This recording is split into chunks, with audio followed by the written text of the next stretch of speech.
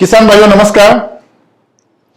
आज हम soil charger technology और एससीटी वैदिक के माध्यम से आपके सामने आप जो अनार के किसानों की जो समस्या है उसके बारे में जो चर्चा करने के लिए आपके सामने उपस्थित हुए हैं। तो आज हम विस्तार से चर्चा करेंगे कि अनार का सेटिंग ये सबसे बड़ा मुद्दा क्यों बना हुआ है। वैसे तो एक नेचुरल प्रोसेस है, जैसे कि हमने अगर अनार लगाए तो उसको पत्ते आते हैं, नए शूट्स आते हैं। इसमें कोई मतलब नाचने वाली कोई मजे की बात थोड़ी है, नोटिस करने वाली, वो तो नेचुरल थिंग है। तो उसको फल फूल आना ये आप बहुत ही इंपॉर्टेंट बात कैसे हो गई, ये सोचने वाली बात है। मतलब नेचुरली उसको फूल आना चाहिए, नेचुरली उसको फल आना चाहिए, लेकिन वो नहीं आते। ये सिर्फ अनार के बारे में है क्या? हर हॉर्टिकल्चर क्रॉप के बारे में सेम समस्या है। आप आम में जाओ, अभी आम का सीजन आएगा। आप संतरा में, सिट्रस में जाओ, है कि नहीं, मौसम्बी है, संतरा है, या आप किसी और समझो सब्जी में जाओ तो फुल ड्रॉपिंग, एक तो फूल ही नहीं आते, ज्यादा आए भी तो ड्रॉपिंग की समस्या आती है। तो ये सब चीजें क्यों होती है उसके बारे में थोड़ा सा विस्तार से चर्चा हम यहाँ पे करेंगे। तो इसका विज्ञान क्या है इसके पीछे, और ये विज्ञान काम कैसे करता है। अगर किसानों को ये विज्ञान पता चला तो मेरे हिसाब से जो अज्ञान का जो अंधकार फैला हुआ है और उसमें वो हमेशा डरे हुए रहते हैं, वो डर से वो बाहर आ जाएंगे। तो जो ज्ञान का प्रकाश है वो डालने की कोशिश हम सॉइल चार्जर टेक्नोलॉजी के माध्यम से कर रहे हैं। बहुत सारे किसान हमारे इंडियन पोमोग्रेनेट के ग्रुप्स पे हैं जो अभी भी मतलब है, छोड़ा भी नहीं जा रहा है ग्रुप को और पकड़ा भी नहीं जा रहा है। तो ऐसा क्यों होता है? क्योंकि हम जो है वो महाराष्ट्र छोड़ के बाहर जाने के लिए हमें लॉकडाउन की वजह से हो या किसी और कारण की वजह से वो टाइम नहीं मिला। तो अभी जो टेक्नोलॉजी है उसके माध्यम से आपसे थोड़ी सी चर्चा करते हैं। अभी हमने जो एससीटी वैदिक का जो नया विज्ञान लॉन्च किया है सॉइल चार्जर टेक्नोलॉजी के साथ में, उसके भी बारे में थोड़ा थोड़ा जानकारी इसमें देंगे आपको। लेकिन विस्तार से अगर आपको उसका जानकारी लेना है तो आपको हमारा जो ऑलरेडी एससीटी वैदिक के लिए जो बना हुआ जो वीडियो है, इसके पहले हमने हिंदी यूट्यूब चैनल पे डाल दिया है, आप उसको रेफर कर सकते हैं। अगर आपको वैदिक के बारे में क्यूरियोसिटी है तो आप उस वीडियो में जाके डिटेल में जानकारी लीजिए, फिर आपको कोई सवाल नहीं गिरेगा। ठीक है? तो वो यूज करना क्यों इंपॉर्टेंट है, वो यूज करने से क्या हमारे फायदे होंगे। और आज की तारीख में आज ऑर्गेनिक ही अगर हमें इतना अच्छा रिस्पॉन्स नहीं दे रहा है तो आप उसके आगे निकल गए विदाउट केमिकल के, तो वो कैसे पॉसिबल होगा। ये सब सवालों के जवाब आपको उस वीडियो में मिलेंगे। आज हम सिर्फ इसके बारे में चर्चा करेंगे कि अनार जो है, अनार का जो सेटिंग है वो अब सपना क्यों बना हुआ है कि नहीं। अपना सपना तो मनी मनी होना चाहिए ना लेकिन ये अनार का सेटिंग सपना क्यों बन गया है किसानों का। तो यहां पे जो फूल है ना, वो फूल मतलब पैसा, ऐसा है। फूल आ गए मतलब फल आ जाएंगे और उसका पैसा बनेगा, ये सोच किसानों के दिमाग में है। तो दोस्तों ठीक है, मैं इससे ज्यादा चर्चा न करके आगे हम जाएंगे कि अनार की सेटिंग के बारे में किसानों को समस्या क्यों आती है। आप यहाँ पे देख सकते हैं कि हमारे एक जो सटाना मालेगांव जो एरिया है, वहां के नामपुर जो है, वहां के किसान है जो इस साल उन्होंने 52 kg पर प्लांट उन्होंने यील्ड निकाला, और वो पिछले 3 सालों से इसको फॉलो कर रहे हैं। और उस एरिया में ब्लाइट जो है वो बहुत तेजी से फैल रहा है, फिर भी वो यहाँ पे बहुत खुश है। और क्यों ना खुश होंगे, आप फल देख सकते हैं, सब कॉपी पेस्ट किए हैं और सब ऐसे पेस्ट किए ऐसे आपको लगेंगे, बराबर है। तो यहाँ पे जो अनार का जो सपना है किसानों का, ऐसा अनार आना चाहिए। तो दोस्तों जरूर आ सकता है और इसके बारे में हम आप यहाँ पे चर्चा करेंगे। तो ऐसे अनार हम कैसे हमारे बगीचे में उत्पन्न कर सकते हैं। तो मुझे जब फोन आते हैं पूरे मतलब गुजरात से ज्यादा से आते हैं, या आप देख सकते हैं कि राजस्थान से भी बहुत फोन आते हैं, कुछ साउथ इंडिया से भी आते हैं। तो ये सब फोन में चर्चा कहां पे होती है? सर एक तो सेटिंग नहीं होता है, सेटिंग हो गया तो बीमारी आती है। तो आज यहाँ पे बहुत सारे सवालों के जवाब आपको मिल जाएंगे। चाहे हम चर्चा तो सिर्फ सेटिंग की कर रहे हैं, लेकिन आपको बहुत सारे सवालों के जवाब इसके अंदर मिल जाएंगे। तो आप थोड़ा ध्यान से सुनना, पूरा वीडियो देखने के बाद ही आपको सब सवालों के जवाब मिल जाएंगे। आप बीच में इसको बंद कर देंगे तो आपका जो सवाल है सवाल बन के ही रहेगा, और ज्यादा सवाल लेके वो खड़ा हो जाएगा। तो यहाँ पे ये जो आप देख रहे हैं पहाड़ी इलाका है, और यहाँ पे आप हमेशा आप देखिए कि पहाड़ी इलाकों में जो मिट्टी जो होती है वो उथली होती है, उसके नीचे जो है वो पथरीली जो जमीन होती है वो ज्यादा होती है। तो न्यूट्रिएंट्स पकड़ के रखने के लिए वहां पे सोर्स कम होता है, इसलिए वहां पे ब्लाइट आता है, या इसलिए वहां पे सेटिंग की बहुत समस्याएं आती है। तो वहां पे ज्यादा से ज्यादा स्टोरेज आपको कहां करना पड़ता है? पौधे के अंदर। जब जमीन अच्छी है आपकी तो आपको लाइव स्टोरेज मिल जाता है। जो पौधा है, समझो आपके घर के पास में पेट्रोल पंप है, तो अब कभी भी जाके कभी पेट्रोल खत्म हो गया डाल के आ गए, ऐसा कर सकते हैं। लेकिन आपके घर से अगर 50 किलोमीटर दूर पंप है तो आपको 50 किलोमीटर का पेट्रोल हमेशा बैलेंस रखना पड़ता है। वैसे अगर आपके मिट्टी के अंदर ताकत कम है तो आपको पौधे को तंदुरुस्त करके रखना पड़ेगा, और मिट्टी आपकी तंदुरुस्त है तो आपके पौधे में स्टोरेज थोड़ा कम भी रहेगा, तो वापस पंप पे जाके पेट्रोल भर के ला सकते हैं। मतलब कुछ किसानों की आप कितना भी जल्दी बाहर पकड़ो, अभी माल निकाला अभी पकड़ो तो भी सेटिंग हो जाती है, कुछ किसानों की नहीं होती है। ये सब इसका मामला है स्टोरेज का, बराबर है। यहां पे अब देख सकते हैं कि ये जो सेटिंग है वो स्टेम पे लगा हुआ है, एक जैसा है, क्वालिटी बहुत बढ़िया है। तो ये सब चीजें इन्होंने कैसे पाई? इनके साथ मेरे हिसाब से 2 साल पहले हम उनके खेत में गए थे, उनसे मुलाकात की थी, उनके बगीचे को विजिट किया था, गाइड किया था मैंने।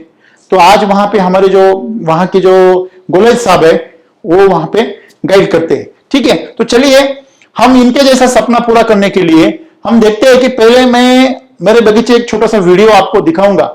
मैं जब खुद मेरी खेती करता था, मतलब अभी तो मैं सब आपके साथ में हूं, आप सभी की खेती मेरी हो गई तो मैं आपकी खेती देख रहा हूं। मेरे अपनी तो कोई खेती है ही नहीं, आप सबकी खेती मेरी है। तो पिछले जो 3 साल पहले तक मैं जो खुद खेती करता था, तो ये मेरे बगीचे का दूसरा बहार है जो मैं एससीटी के साथ में लिया करता था। तो आप वहां पे देख सकते हैं कि जो यहाँ पे टेनिया है, छोटी है, पेंसिल जो काली है वो छोटी है, फिर भी बहुत अच्छे तरीके से उसको फूल लगे हैं, और फूल का जो शाइनिंग है, स्ट्रोक है, वो सब चीजें आप यहां से बहुत अच्छी तरह से देख सकते हैं। तो ये सब चीजें कैसे हासिल हुई ये आप देखने के बाद, और आपको सवाल गिरेंगे कि आपको इसमें क्या खास नजर आता है, ठीक है। तो जो शाइनिंग है और स्ट्रोक है, 2 चीजें इसमें। तो यहां पे हम देख सकते हैं कि सेटिंग के लिए अगर हमें अच्छा सेटिंग चाहिए, हमने एक बगीचे में देखा कि मैच्योर बगीचा है, और एक बगीचा देखा जो दूसरी साल में है, उसकी जो मतलब जो डेवलपमेंट हुई है, उसकी जो पेंसिल जो स्टेम है या रिफिल स्टेम है वो सभी एकदम से नए हैं, उसमें इतना ज्यादा स्टोरेज नहीं है, वो ज्यादा मैच्योर्ड भी नहीं है, फिर भी वहां पे इतना अच्छा फूल कैसे लगे। तो सेटिंग के लिए हमें क्या करना चाहिए? तो सबसे पहले हम देख सकते हैं कि सेटिंग के लिए जो स्टेप्स हमारे सामने है अनार में, तो अनार का समझो बगीचा नया नया लगा दिया, तो पहले 1.5 साल तक तो पकड़ते हैं नहीं, तो 1.5 साल तक हम उसको नरिशमेंट करते हैं, उसको हम खाद देते हैं, उसको थोड़ा बहुत दवा देते हैं, और उसको बचाते हैं कीटों से, रोगों से, और फिर वो 1.5 साल तक हम उसको बड़ा करते रहते हैं। कुछ लोग उसमें बीच में अदर इंटरक्रॉप करते हैं, कुछ नहीं करते। तो ये हमारी कहानी शुरू हो जाती है। तो इसमें अगर इंटरक्रॉप हुआ है तो आपका कंपटीशन रहता है, तो उसकी वजह से आपका क्रॉप डिले हो जाता है, जो आपको पौधे को स्ट्रांग करना चाहिए वो नहीं होता है। तो कभी कभी इंटरक्रॉप करने से ही आपका बगीचे का स्टोरेज कम रह जाता है। अगर आप इंटरक्रॉप नहीं किया है तो आपका बगीचा 1.5 साल तक, 16 महीने से 18 महीने तक आप बाहर पकड़ने के लिए तैयार हो जाता है। वैसे देखा जाए तो 24 महीने तक, 24 से 26 महीने तक आपको बगीचा नहीं पकड़ना चाहिए। आप जितना देर से बगीचा पकड़ोगे उतने आपको ज्यादा फल मिलेंगे पहले साल में। गणित एक बराबर हो जाता है। कुछ लोग 1 साल में बगीचा पकड़ लेते हैं और पहली बार में उनको 10 किलो ही माल निकलता है, 5 किलो निकलता है, 10 किलो ऐसे निकलता है। अगर वही बगीचा आप 2 साल कंप्लीट होने के बाद पकड़ेंगे तो आपको कम से कम 20 किलो माल मिलेगा, बराबर है। मतलब जितना आप जल्दी करेंगे तो वहां पे आपको वही पूरी ट्रीटमेंट तो करनी पड़ेगी, लेकिन यील्ड आपको उतना ज्यादा नहीं आ सकता, क्योंकि वो पौधे की वो क्षमता नहीं होती है। उसको फल भी आ गए तो टहनियां उसको बियर नहीं कर सकती, समझिए बात। तो यहां पे पहले जो जो उसके स्टेप्स आते हैं, तो सेटिंग के बारे में हमें जो विज्ञान समझना है उसमें क्या है, पहले जो आता है रेस्ट आता है। रेस्ट का मतलब क्या होता है, विश्रांति। ये विश्रांति कब देनी होती है, जब आपका बगीचा फल देना शुरू कर देता है। तो हर साल में आपने फल निकाल लिया, तो फल निकालने के बाद में हम रेस्ट करते हैं। मतलब क्या, बगीचे को वापिस दूसरी बार फल पकड़ने तक 3 से 4 महीने का गैप देते हैं, जिस गैप में हम उसके ऊपर फूल जब भी आए तो उसको तोड़ देते हैं और उस वक्त उसको हम खाद देके, ताकत देके उसको मजबूत बनाते हैं। अभी जो रेस्ट का जो मतलब गणित है वो हम आगे जाके देखेंगे। उसके बाद में पोषण का काम आता है। रेस्ट जब हम देते हैं, रेस्ट का मतलब है उसको फल नहीं पकड़ना। ये रेस्ट किसको देनी है, हमें किसान को देनी है कि बगीचे को देनी है? ज्यादातर हमने जो देखा है, जब हम पूरी इंडिया जब घूमते थे, तो ये किसानों के लिए रेस्ट हुआ करती थी। बगीचा तो अपना बेचारा वो किसान का इंतजार कर रहा था। किसान को बगीचे की याद कब आती है, जब वापिस उसको बाहर पकड़ना होता है नेक्स्ट, तो वो बगीचे में जाता है। अभी ये पिक्चर थोड़ा चेंज हो रहा है। हम 4 साल से उसको, 5 साल से उसको किसानों का एजुकेशन कर करके अभी वो थोड़े से सयाने हो रहे हैं।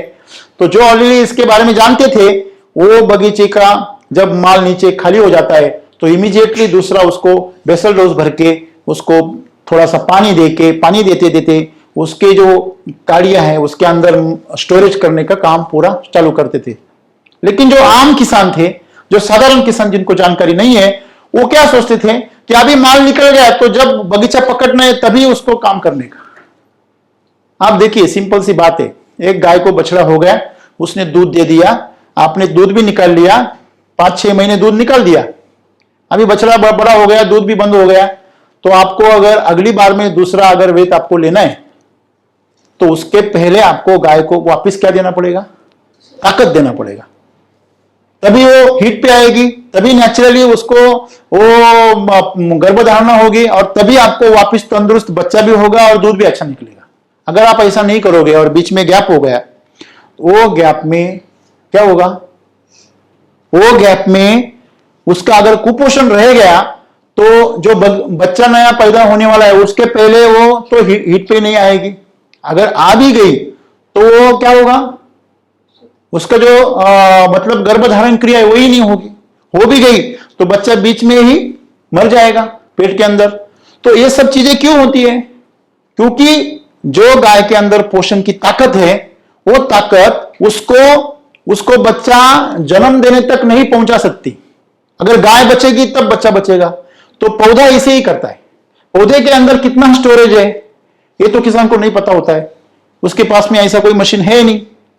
तो पौधे के अंदर जो स्टोरेज है उसको देखने का मैंने किसानों को आइडिया बताया था। आप कोई भी पेंसिल जो काली है उसको पकड़ो और आपको 360 डिग्री उसको मोड़ो।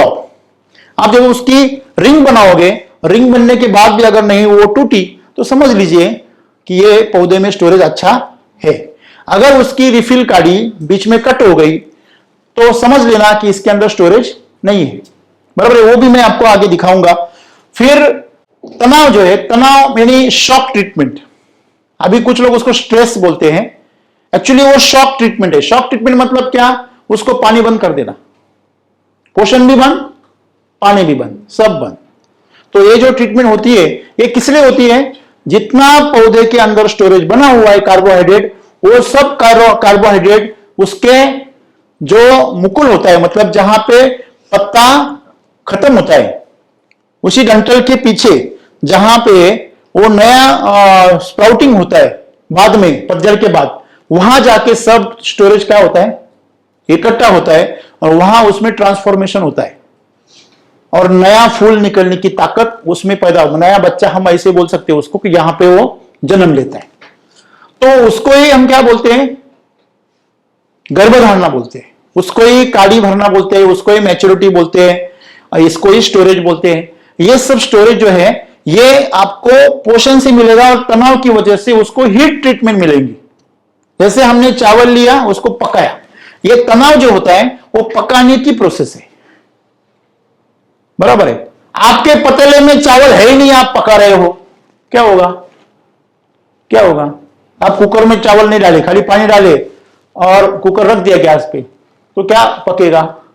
पकेगा बिकेगा कुछ नहीं और पानी उड़ जाएगा पूरा और बाद में कुकर भी उड़ जाएगा, बराबर है ना? तो ये जो चीज मैं बता रहा हूं, ये अंदर का जो चावल है ना कुकर के अंदर का, उसको क्या बोलने का? स्टोरेज। और वो स्टोरेज यहां पे पकेगा, अंदर से आपने गैस जला दिया, तो वो जब आप जलाओगे तो पतझड़ होने के बाद, मतलब उसको खोलने के बाद, कुकर को खोलने के बाद जब उसकी सीटियां हो जाएगी तो खोलने के बाद वहां पे आप पका हुआ चावल मिलेगा। मतलब जब आप पतझड़ करोगे, वापस जब आपके पत्ते आएंगे, उसके साथ में क्या आएंगे? फूल आएंगे, उसके फल बनेंगे। इतना सिंपल प्रोसेस है। तो अब इन स्टेज को हम बारी बारी से थोड़ा थोड़ा समझते हैं डिटेल में। तो यहां पे हम समझ सकते हैं, रेस्ट जो है, पहला जो स्टेप है हमारा रेस्ट। रेस्ट में क्या करना चाहिए? देखिए, एक ध्यान से बात देखिए, रेस्ट में मैं आपको दो ऑप्शन दे रहा हूं। अभी जो हम एससीटी वैदिक लॉन्च कर दिए, इसलिए मैं दो ऑप्शन दे रहा हूं। आप कंफ्यूज नहीं होना। आप सबको मैं वापिस बोल रहा हूं कि आप अगर नए हो तो आप इस तरफ ध्यान ही मत दो, बस इतना ही समझो, एससीटी को समझो। आप अगर पहले से एससीटी यूज कर रहे हो तो आप इस तरफ भी ध्यान दे सकते हो, ठीक है? एससीटी में हमें बेसल डोज देना है। अभी ये बेसल डोज का इंपॉर्टेंस क्या है?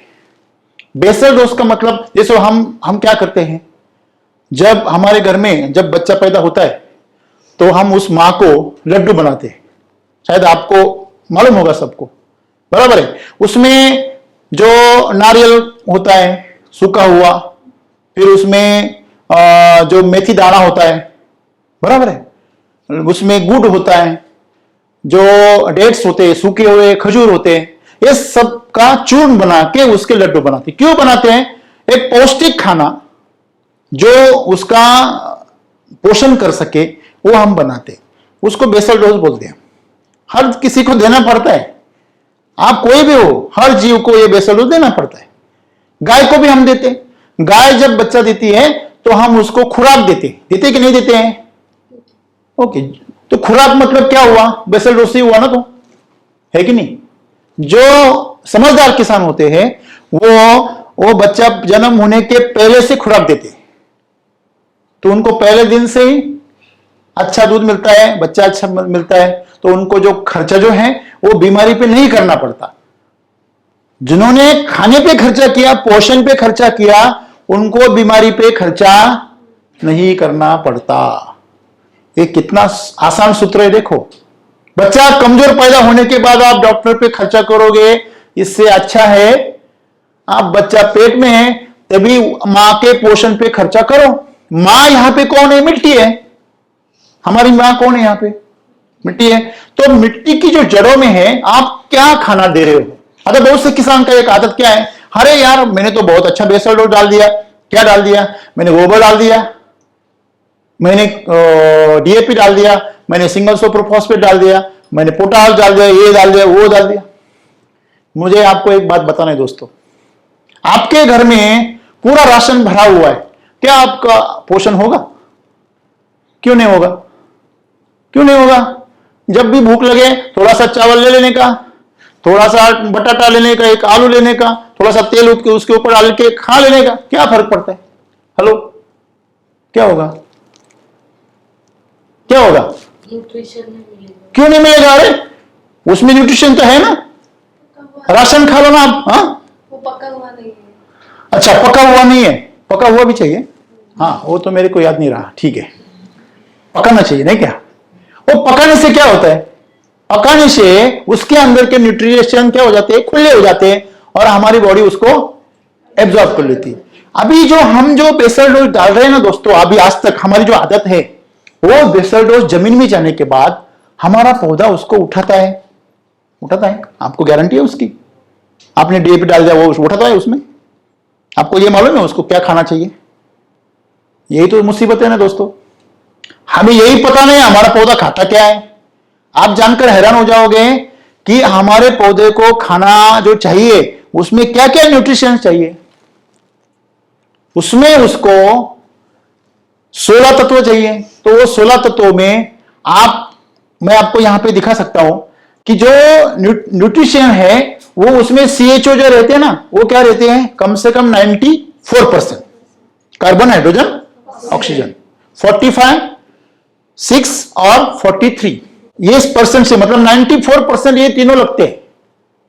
फिर जो बचे हुए 6% है वही सिर्फ हमको क्या चाहिए, ये 13 चाहिए, एनपीके, कैल्शियम मैग्नीशियम सल्फर और माइक्रोन्यूट्रिएंट।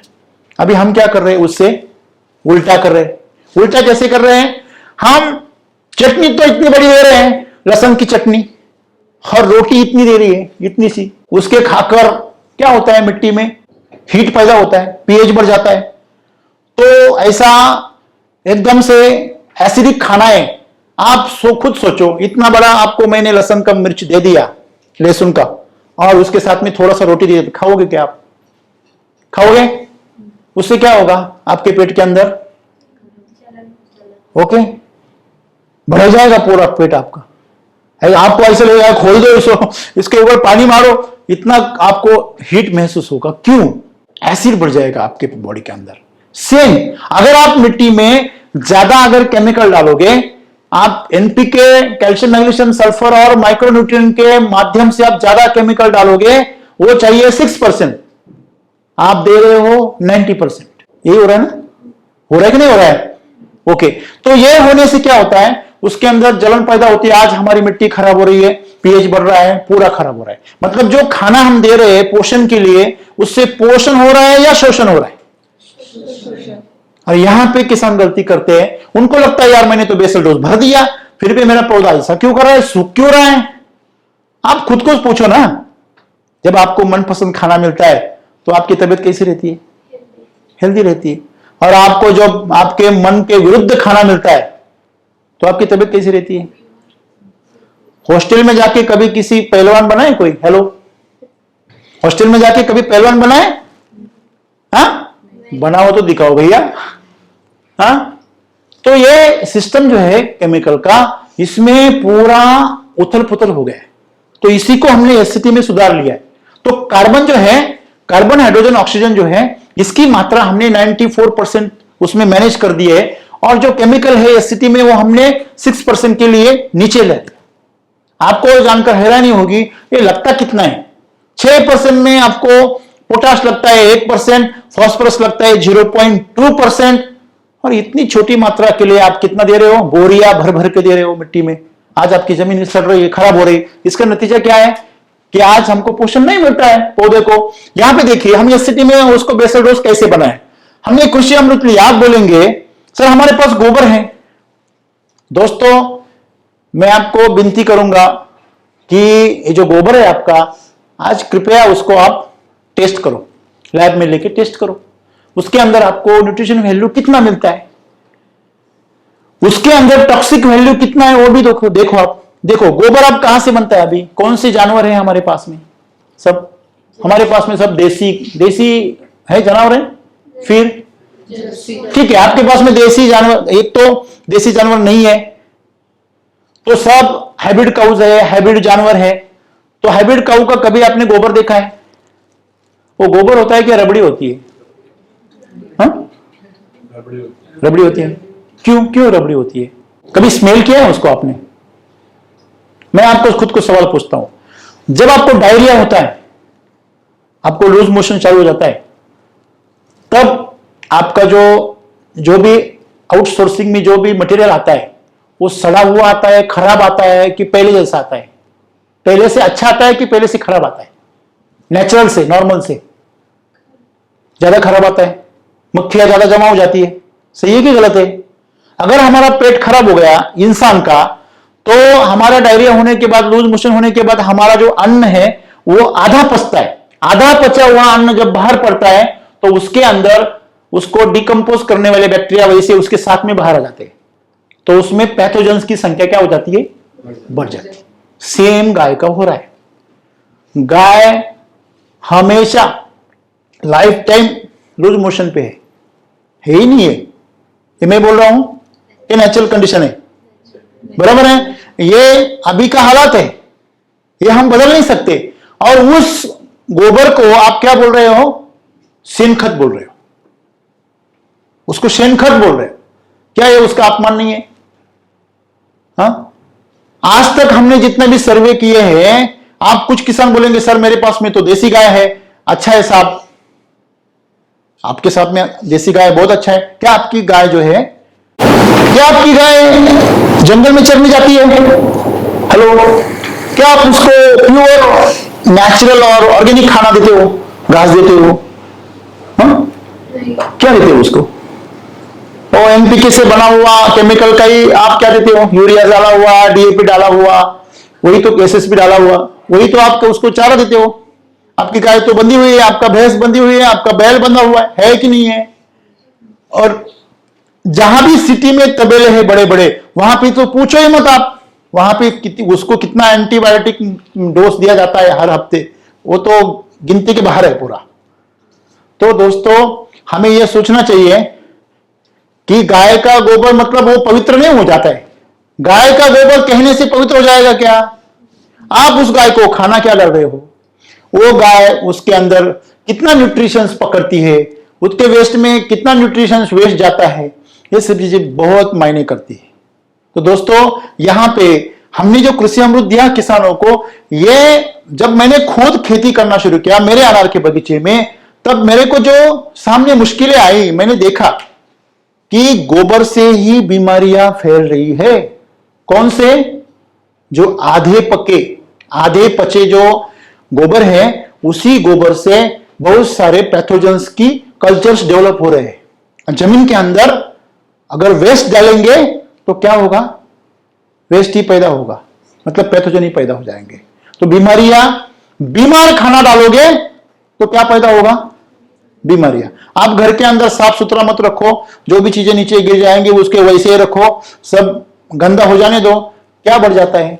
मधुमक्खी आती है वहां पे, हेलो, आएंगी ना? फिर वो घर वाली मक्खी आएंगी, वो भिनभिनाएंगी, अच्छा माहौल बनाएंगी ना? फिर कैसा बनाएंगी?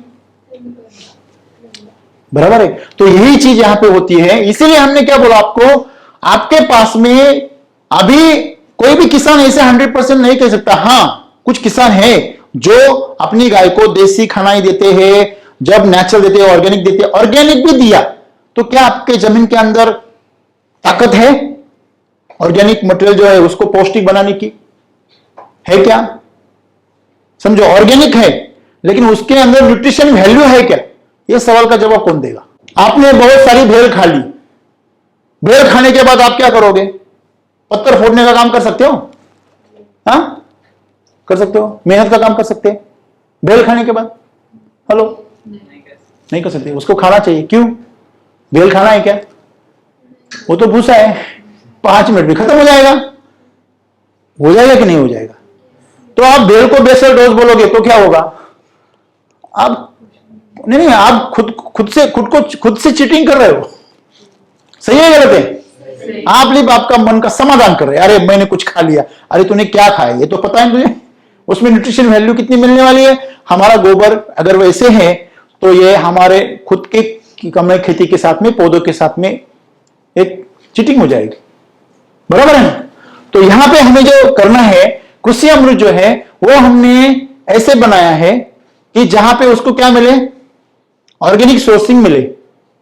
उसके अंदर हमने 17 न्यूट्रिएंट्स जो मिलने के लिए जो सोर्सेस है, तो 13 तरह के अलग अलग वहां पे सोर्सेस। उसमें आप नीम का खोड़ है, सोयाबीन का खोड़ है, एरंडी का खोड़ है, बराबर है ना? नीम केक बोलते हैं ना इसको। वो सब चीजें उसमें केक डाले हुए हैं। फिर उसमें हमने जो ये आता है चावल का, जो उसका जो भूसा आता है ऊपर का छिलका, वो छिलके का वो उसको कंपोस्ट करके डाला हुआ है। आप जो गाय की जो हड्डियां होती हैं, जो बूढ़े होने के बाद मरती है, ऐसी जो गाय होती है, जानवर होते हैं, उनकी हड्डियों से जो बनता है चूरा, वो कंपोस्ट करके उसमें डाला है, बोन मिल जिसको बोलते हैं। ऐसी पूरे 13-14 प्रकार के तत्व हम उसके अंदर ऑर्गेनिक सोर्सेस से डालते हैं। तो उससे ये इतना जबरदस्त बन जाता है कि आपको अवेलेबल फॉर्म में न्यूट्रिशंस मिल जाते हैं। आपके मिट्टी में कोई पैथोजेंस उसके जरिए नहीं जा सकते। पूरा न्यूट्रिशन वैल्यू रहेगा तो नहीं जा सकते। इस तरह उसको बनाए। और उसको हम अगर कैसे डालना है, समझो बाहर का कितना साल है आपका। अगर आपका पहला साल है तो 1.5 किलो डालिए, आपका दूसरा साल है तो 3 किलो हो जाएगा, आपका तीसरा साल है तो 4.5 किलो हो जाएगा। इस तरह से उसको आपको गुनना है उसको, बराबर है, मल्टीप्लाई करना है। फिर एसएसपी सिंगल सुपर फॉस्फेट है, ये 150 ग्राम ही देना है और बाहर के साल के हिसाब से उसको बढ़ाना है। गोबर की खाद अगर आपके पास में है घर की और कंपोस्ट हुई तो ही डालना है 5 किलो, अगर नहीं है तो बिल्कुल नहीं डालना है, बराबर है। तो ये 100% यूज करना है। अगर आप सिर्फ कृषि अमृत ही डालोगे फिर भी आपका काम हो जाएगा। अगर आप खराब गोबर की खाद डालोगे तो उसका नतीजा आपको भुगतना पड़ेगा। उसको 100% कंपोस्ट करो, और कंपोस्ट कैसे करना है इसके लिए हमारी टीम को कॉल करो ऑफिस में, वो आपको गाइड करेगी, उस हिसाब से उसको कंपोस्ट करो पहले, फिर उसको डालो, अदरवाइज उसको मत डालिए, ठीक है। उसके बाद में माइक्रोराइजा देना है, बराबर है। तो उसमें आप माइक्रो चार्जर जो है वो आप 250 ग्राम का एक पैकेट डालना है। वो जो पैकेट है वो आपको कृषि अमृत में मिलाने का है। 250 ग्राम 1 एकड़ में बोल रहा हूं मैं, 400 पौधे के लिए। इस तरह 400 पौधे के लिए एक ही पैकेट लेना है। वो बोलेंगे सर इतना, आप एक 50 या 100 किलो की बोरियां ले लीजिए 2, और उसके अंदर उसको मिलाइए 250 ग्राम को, फिर उस बोरियों को आप आपके पौधे के हिसाब से डिवाइड कर दीजिए, ठीक है। अभी यहां पे हम देखेंगे एससीटी वैदिक का जो है, इसमें आप क्या करना है, सिर्फ यहां पे हम केमिकल जो है वो स्किप कर देंगे, और केमिकल स्किप करने की जगह हम क्या डालेंगे, न्यूट्री चार्जर और रूट चार्जर। इसको आप आपके हिसाब से हमारे ऑफिसर से बात करके 600 ग्राम के पैकेट डाल सकते हैं, ठीक है। इस तरह आप बाकी जो है बाकी सेम है, सिर्फ हमने यहां पे केमिकल चेंज कर दिया है। उसका जो एडिशनल नीचे है 10-26-26 है, 150 ग्राम डाल सकते हैं हम, सल्फर 100 ग्राम डाल सकते हैं, एमओपी 50 ग्राम इंटू बाहर का साल, मतलब यहां पे हमको गुना करना है उसके हिसाब से, जितना साल है उस हिसाब से उसको मल्टीप्लाई करना है, ठीक है। और ये जो मैंने बताया आपको ये सब यहां पे स्किप हो जाएगा, ये दोनों जो है सेम है। पीछे जाएंगे तो आपको यहां पे देखने को मिलेगा, यहां पे जो एसएसपी है और पीछे दिया हुआ जो 10-26-26 और जो भी सल्फर बिल्फर है सब बिल्कुल एमओपी नहीं देने का, उसका सब खर्चे में आपको न्यूट्री चार्जर और रूट चार्जर आ जाएगा, बराबर है। इस तरह उसका बैलेंस किया हुआ है, दोनों का खर्चा सेम आएगा आपको, उसमें कोई फर्क नहीं आएगा। लेकिन मैंने क्या बोला आपको, ये यूज करना है पहले, आपका जमीन स्ट्रांग करना है, फिर इस तरफ मुड़ना है। अगर आप पहले से यूज कर रहे हो तो आप डायरेक्ट इस तरह से जा सकते हो, अगर ये स्थिति वैदिक है। यहां पे ये इस प्रकार देना है हमको, यहां पे कुछ नहीं देना है, न्यूट्री चार्जर और रूट चार्जर से काम हो जाएगा। यहां पे सूखे गन्ने की भूसी, मक्का, बाजरा को कड़वा कुट्टी में बनाकर काटकर आप पौधे को मल्चिंग कर दो, मतलब जहां पे आपने खत डाला हुआ है, पेसर डोज डाला हुआ है, उस जगह को आप ढक दो, और बाकी से थोड़ा सा मिट्टी लगा के वो आपका जो मल्चिंग है उसको हवा ना उड़ा सके इसलिए दबा दो। समझ में आ गई बात। उसके ऊपर से आपका क्या जाएगा, ड्रिप जाएगा। बात समझ में आ गई। सेम इधर करना है, दोनों तरफ सेम काम है, बराबर है। आप यहां पे अभी एग्जांपल आपको दिखाते हैं कि कैसे बेसल डोज भर सकते हैं। ये बेसल डोज इसमें ऐसा क्यों भरना है, ये बेसल डोज ऐसा ही क्यों भरना है, इसकी जानकारी मैंने ऑलरेडी आपको दे दी है।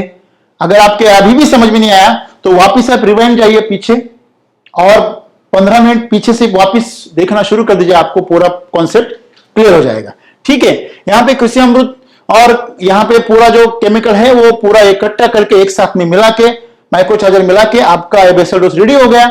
और आपको ये दोनों तरफ जहां पे देखिए, हम यहां पे देख सकते हैं, थोड़ा बारीकी से झूम करेंगे तो यहां पे मैंने बेसल डोज से डाला हुआ है, देखिए। और ये बेसल डोज यहां पे डाल के फिर ये मिट्टी को हम क्या करेंगे, ढक देंगे, और ये जो नली है ये इसके ऊपर डाल देंगे, उसको मल्चिंग करेंगे, फिर इसके ऊपर डाल देंगे। अगर आपको वैदिक का डोज भरना है तो वैदिक का डोज कैसे भरेंगे, तो इसका एक वीडियो हमारे किसान ने बनाया हुआ है, आप यहां पे देख सकते हैं कि किसान ने यहां पे पहले कृषि अमृत डाला हुआ है, फिर ये अभी वो न्यूट्री चार्जर और रूट चार्जर उसके ऊपर डाल रहे हैं, बराबर है। फिर इसके डालने के बाद एक जैसा वो सब पॉकेट्स हैं वो पूरे जो आपका जो भी बना हुआ है उसके ऊपर मिक्स कर रहे हैं। जो उसके टीले के ऊपर डालने के बाद उसको हाथ से वो मिला रहे, आप इसको फावड़े से भी कर सकते हैं, वो हाथ से मिला रहे, उनका है पॉसिबल, उनको तो हाथ से मिला रहे, लेकिन आप फावड़े से भी ऐसा कर सकते हैं। इस तरह इसको अच्छी तरह से मिलाना है। और यहाँ पे उनका बैंगन का प्लॉट है, तो ये बैंगन के प्लॉट में वो डाल रहे हैं, आप देख सकते हैं बैंगन में वो किस तरह डाल रहे हैं, लेकिन हमको डालना किस में है, हमारे अनार में डालना है। तो यहाँ पे वो डेमो दिखा रहे हैं कैसे डालना है। वहां पे वो मिट्टी निकाल रहे हैं, मल्चिंग का जो है उसके ऊपर वो डाल के हमें एग्जाम्पल यहाँ पे दिखा रहे हैं। ठीक है, वो जो तैयार किया हुआ जो खाद है उसका डोज बना के आप उसमें वो डाल रहे हैं इस तरह से, और मिट्टी में देखिए कैसे मिक्स करते, देखिए वो मिट्टी के अंदर उसको मिला रहा है और उसके अंदर मिट्टी डाल रहे हैं। तो इस तरह ये बेसल डोज हम डाल सकते हैं। तो इस तरह हमने क्या किया, बेसल डोज कंप्लीट कर दिया। तो कंप्लीट करने के बाद जमीन से हमें सॉइल चार्जर 2 लीटर देना है, कैल्शियम सल्फेट देना है 3 ग्राम, बोरॉन देना है 5 ग्राम, और ये प्रति एकड़ हमें छोड़ देना है। यहां पे आप कैलबोर भी ले सकते हैं, बराबर है, कैलबोर लिया तो भी चलेगा। और उसमें छोड़ने के बाद आपको स्प्रे करना है फ्रूट चार्जर 15 मिली, माइक्रोन्यूट्रिएंट 1 ग्राम, क्रॉप चार्जर 3 मिली। इस प्रकार अगर स्प्रे करेंगे तो क्या होगा, उसके ऊपर कैनोपी उसका अच्छा बन जाएगा। जो स्ट्रेस में आ गया है पौधे का फल का पोषण करके, वो पूरा स्ट्रांग हो जाएगा। 15 दिनों के बाद आपको फ्रूट चार्जर 15 मिली, 0.34 5 ग्राम, जिंक सल्फेट 1 ग्राम का एक वापिस स्प्रे लेना है। फिर 15 दिनों के बाद आपको अधिक दिन रेस्ट देना हो तो 1 2 3 ट्रीटमेंट आप रिपीट कर सकते हो। आपका जो रेस्ट है वो कितने दिन तक चलेगा, इस हिसाब से आप इसके ट्रीटमेंट आपके जरूरत अनुसार उसको रिपीट कर सकते हैं। आपका पौधा अगर तंदुरुस्त हो गया, मजबूत हो गया, तो ये ट्रीटमेंट 2 से ज्यादा बार रिपीट करने की जरूरत नहीं है। तो आपका पोषण क्या हो गया, खत्म हो गया। ये हो गया एससीटी का। अगर वैदिक का करना है, ये दोनों एक साथ नहीं करना है, कंफ्यूजन में मत रहिए, बराबर है। ये जो वैदिक करेंगे उनके लिए सॉइल चार्जर 3 मिली, हेल्थ चार्जर 3 ग्राम से आपको ड्रिप से देना है प्रति पौधा, और लीफ चार्जर 3 ग्राम, क्रॉप चार्जर 2 मिली, फ्रूट चार्जर 10 मिली, वाटर चार्जर 0.1 मिली। ये आपका पहला स्प्रे हो गया। आपको 10 दिन के बाद में लीफ चार्जर 3 ग्राम, सॉइल चार्जर 3 मिली छोड़ना है, और आपको 15 दिन पेस्ट फाइटर 2 मिली, फंगी क्लीनर 2 ग्राम, फ्रूट चार्जर 7 मिली, वाटर चार्जर 0.1 मिली। ये आपको प्रोटेक्शन के लिए देना है, कीड़ ना लगे या कुछ फंगस ना आए इसलिए। फिर 20 दिन के बाद आपको हेल्थ चार्जर 2 ग्राम, क्वालिटी चार्जर 3 ग्राम, सॉइल चार्जर 3 मिली। इस तरह आपको ड्रिप से छोड़ना है। ये कैसे बनाते हैं, इसको 48 घंटे के लिए कैसे भिगो के रखते हैं और फिर उसको कैसे यूज करते हैं, उसके लिए आप हमारा जो वीडियो है वैदिक का वो देखिए एक बार, ठीक है। क्वालिटी चार्जर 3 ग्राम, हेल्थ चार्जर 2 ग्राम, फ्रूट चार्जर 10 मिली, वाटर चार्जर 0.1 मिली। 30 दिन के बाद आपको स्प्रे करना है। इस तरह हमारा रेस्ट का डोज और स्प्रे का शेड्यूल पूरा हो गया। ये पोषण जो है आपको अगर लग रहा है कि हमारा पौधा स्ट्रांग हो गया तो आपको रिपीट करने की जरूरत नहीं है। अगर नहीं लग रहा है तो इसको आप रिपीट कर सकते हो। अभी ये होने के बाद हमें एससीटी में पानी बंद कर देना है। तो एससीटी वैदिक में भी हम सेम प्रोसीजर करेंगे कि पानी बंद कर देंगे पहले, बराबर है।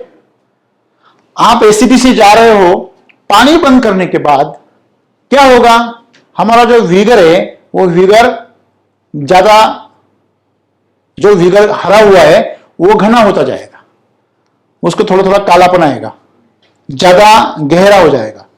फिर गहरे होने के बाद वो थोड़ा थोड़ा पीला पड़ेगा, कुछ कुछ पत्ते सामने से, और वो आपका जो स्टोरेज है वो रिवर्स जाने लगेगा। पत्ते के जो ऊपर के जो नए नए शूट्स है वो स्टॉप हो जाएंगे, नया ग्रोथ रुक जाएगा। पानी बंद करने के बाद ये सब चीजें होगी, बराबर है। अगर बारिश में आपने रेस्ट में छोड़ा है तो बारिश में भी ये हो सकता है, अगर आपके पौधे में CN रेशियो मैच्योर हुआ है तो। हाँ, आजकल क्या हो रहा है, किसानों का नाइट्रोजन लेवल हमेशा ज्यादा रहती है, प्लांट मैच्योर नहीं रहता है, और जो भी वो खाद दे रहे वो भी पूरा नाइट्रोजन से भरा हुआ होता है। इसीलिए वो रेस्ट में जो शॉक में पानी बंद कर देने के बाद में जो स्ट्रेस चालू हो जाता है, शॉक ट्रीटमेंट चालू हो जाती है, वो टाइम पे भी उनका क्या हो जाता है, नाइट्रोजन लेवल बढ़ जाता है। तो नाइट्रोजन लेवल अगर बढ़ गया तो ऑटोमेटिकली शूट निकलते हैं। तो CN रेशियो में कभी गड़बड़ नहीं करनी है, तो आपको क्या करना है, केमिकल से दूर रहना है, ठीक है। तो यहां पे आपका पौधा अगर आप कार्बन लेवल पे आगे रखोगे तो ये तकलीफ नहीं होगी, ठीक है। करीब जो राजस्थान का जो एरिया है और जो इलाका है, या गुजरात का जो इलाका है, वहां पे स्ट्रेस में कोई प्रॉब्लम नहीं आता है, क्योंकि ऑलरेडी वहां पे ड्राई एरिया है, राइट। तो वहां पे क्या होता है, ऑलरेडी उन जगह पे आप जाओगे तो स्ट्रेस मतलब शॉक बैठने में उनको कोई तकलीफ नहीं होती है, इमीडिएटली पौधा जो है वो सुप्त अवस्था में चला जाता है। लेकिन ये तकलीफ कहां होती है, जहां पे डीप सॉइल है, काली जमीन है, वहां पे इसकी तकलीफ ज्यादा होती है, क्योंकि वो पौधा पानी छोड़ता ही नहीं है, बराबर है। पानी बंद कर देने के बाद भी उसके पास में बहुत पानी होता है, आप उसको दो या ना दो उसको कोई फर्क नहीं पड़ता है, नाइट्रोजन लेवल भी ज्यादा होती है। तो ये फर्क आपको वहां पे समझ में आ जाएगा, ठीक है। तो यहां पे हम देख सकते हैं कि अगर पानी बंद कर देने के बाद भी आपको वहां पे पौधा रिवर्स नहीं जा रहा है, पौधा रुक नहीं रहा है, हमने ब्रेक मार रहे फिर भी एक्सीलरेटर से पावर निकाल दिया है, फिर भी हमारी गाड़ी आगे जा रही है।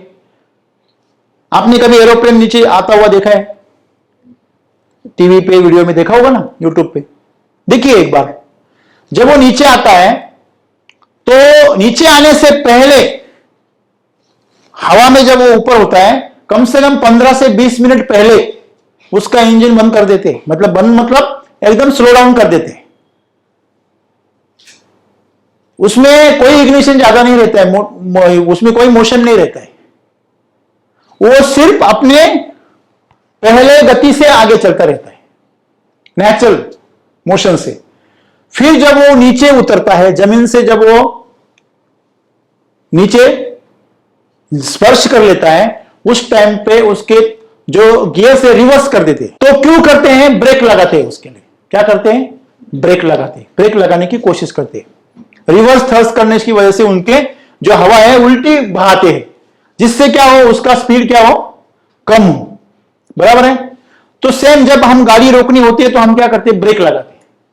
तो वैसे हम यहां पे हमारे पौधे का जो ग्रोथ हो रहा है उस ग्रोथ को क्या कर रहे हैं? रोक लगाते हैं। और वो रोक लगाने के लिए ही हम क्या कर रहे हैं? यहां पेट्रोल बंद कर देते हैं, वहां पे बराबर है। अगर आपके गाड़ी का इंजन बंद ही नहीं हो रहा है तो स्मार्ट बंदा क्या करेगा? पेट्रोल बंद कर देगा। क्या करेगा? पेट्रोल बंद कर दिया तो इंजन तो अपने आप बंद हो जाएगा। सही है गलत है? वही यहां पे यही कर रहे हैं। तो उसके बाद में अगर आपको रिवर्स नहीं मिल रहा है तो आपको फ्रूट चार्जर 15 मिली 05234 जो है वो आपको 5 ग्राम जिंक सल्फेट 1 ग्राम का पर लीटर से स्प्रे लेना है, जिससे उसके अंदर में क्या हो जाए, जो नाइट्रोजन लेवल क्या हो जाए, नीचे जाए।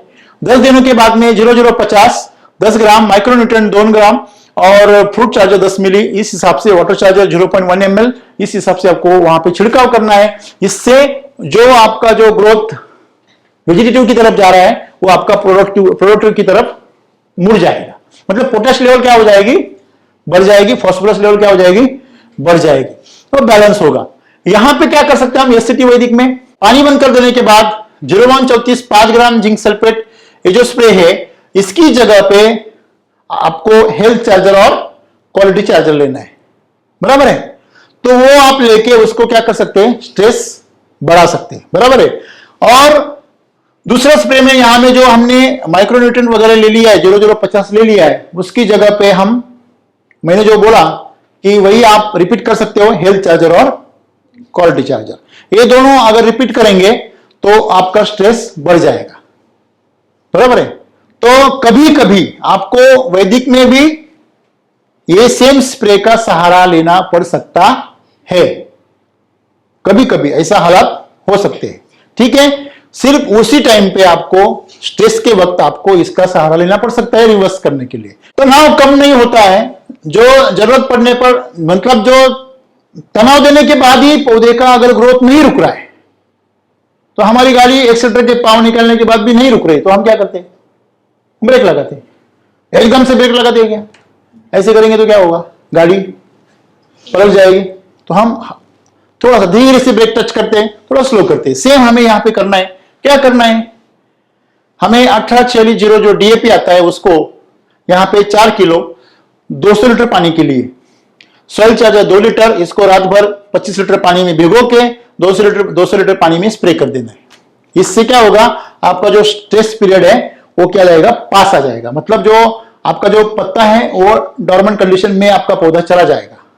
ये नहीं करना चाहिए, लेकिन हमने हालात ही ऐसे बना दिए, या पानी की मात्रा बारिश ज्यादा हो रही है इस हालात में ऐसा, या आपकी मिट्टी बहुत काली है, आपने इस जगह पे पौधे लगाए जहां पे नहीं लगाना चाहिए, तो ऐसे मिट्टी में आपको इसका यूज करना पड़ सकता है। ठीक है? और अगर आपको जरूरत पड़े तो इसको 10 दिन के बाद आप रिपीट भी कर सकते हो। इससे क्या होता है? फास्फोरस की लेवल मैंने बोला आपको बढ़ जाती है और इससे जो पौधे का जो गियर है वो रिवर्स में चला जाता है। बराबर है? यहां पे वैदिक में हम सेम स्प्रे को रिपीट कर सकते हैं। ऐसे हालात में आपको वही उसी का सहारा लेना पड़ता है। मैं आपको एक बात बता दूं, एससीटी वैदिक आप अगर लगातार 2 साल 3 साल यूज करोगे, अभी मेरे खुद का घर का जो बगीचा है, वो घर पे बगीचे में मैं कभी भी कोई केमिकल का स्प्रे नहीं करता हूं, तो बारिश के मौसम में भी पतझड़ हो जाती है। पूरा बारिश गिर रहा है फिर भी पतझड़ हो जाती है। क्यों? क्योंकि ये जो पत्ते हैं वो मैच्योर हो जाते हैं और बायोटिक स्ट्रेस की वजह से वो गिर जाते हैं। और बायोटिक स्ट्रेस मतलब अजैविक ताण, बराबर है। वो भी सवाल हम यहां पे देख सकते हैं, आगे जाके वो भी डिस्कशन करेंगे। आप यहां पे देख सकते, देखिए पतझड़ जो होती है, पतझड़ कब होती है? आपने कभी सुना होगा कि कुछ जंगल ऐसे होते हैं कि उस जंगल के पूरे पत्ते गिर जाते हैं। अब साग जो होती है, साग जो होता है उसके अगर जंगल में चले जाएंगे तो वो उसके पत्ते हर साल में गिर जाते हैं, पूरे, कुछ भी नहीं बचता, सिर्फ उसके खूंट बच जाते हैं। तो उसका पतझड़ जो होती है, पतझड़ के जंगल बोलते हैं उसको, बराबर, पतझड़ी के वन बोलते हैं। कुछ जो वन होते हैं वो सदाहरित होते हैं, वो कभी उसके पत्ते गिरते नहीं है। आपने नीम का पत्ता कभी देखा है पूरा गिरा हुआ? आम का वो हमेशा कैसे रहता है? हरा भरा ही रहता है, बराबर है। तो यहां पे जो हमारा अनार जो है वो पतझड़ के, मतलब वो पतझड़ करने वाला पौधा है, उसकी आदत पतझड़ करने वाली है, नेचुरली करता है। आप अगर हिमाचल में चले जाओगे या ईरान इराक में जहां से वो आया है वहां जाओगे तो वहां आपको एक ही सीजन मिलेगा, मृग बहार, वो दूसरा ले ही नहीं सकते, क्योंकि वहां पे जब माल निकल जाता है तो वो पौधे अपने आप सुप्त अवस्था में चले जाते हैं।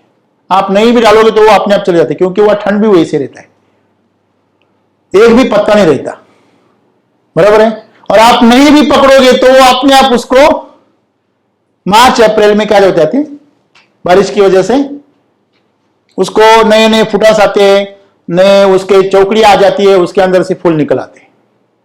तो वो कितनी ताकत के रहेंगे वो उसके पोषण के आधार पे, लेकिन आते हैं, बराबर है। मतलब कि नेचर का रोल वहां पे काम करता है। अभी यहां पे जो पूरा इंडिया में जो है, हम यहां पे अपने हिसाब से उसको पतझड़ करवाते हैं। क्यों? क्योंकि हमें 3 बहार में से कोई एक बहार पकड़ना होता है, तो हम कभी मृग बहार पकड़ते हैं, कभी हस्त बहार पकड़ते हैं, कभी आंबे बहार पकड़ते हैं। और तीनों में से कोई भी बहार, एक फेल हो गया तो दूसरा, दूसरा हो गया तो तीसरा, ऐसे हमारे पास में ऑप्शन है, लेकिन उनके पास में वो ऑप्शन नहीं है। यहां पे हम देख सकते हैं कि ऑप्शन होने की वजह से किसानों में गलतियां हो रही है। क्यों?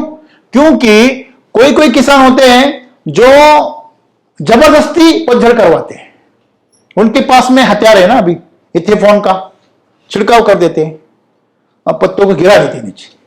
उनके पास में कुछ ऐसे रसायन है, पीजीआर्स, उससे क्या करते हैं वो, नहीं, उससे वो जबरदस्ती फूल निकलवाते हैं। मतलब पौधे के नेचुरल सिस्टम से क्या करते हैं, छेड़छाड़ करते हैं। वो इतने हाई लेवल पे जाके करते हैं कि पौधे ही खराब हो जाते हैं, बीमारी की चपेट में आ जाते हैं, उसका इकोसिस्टम पूरा क्या होता है, बिगड़ जाता है।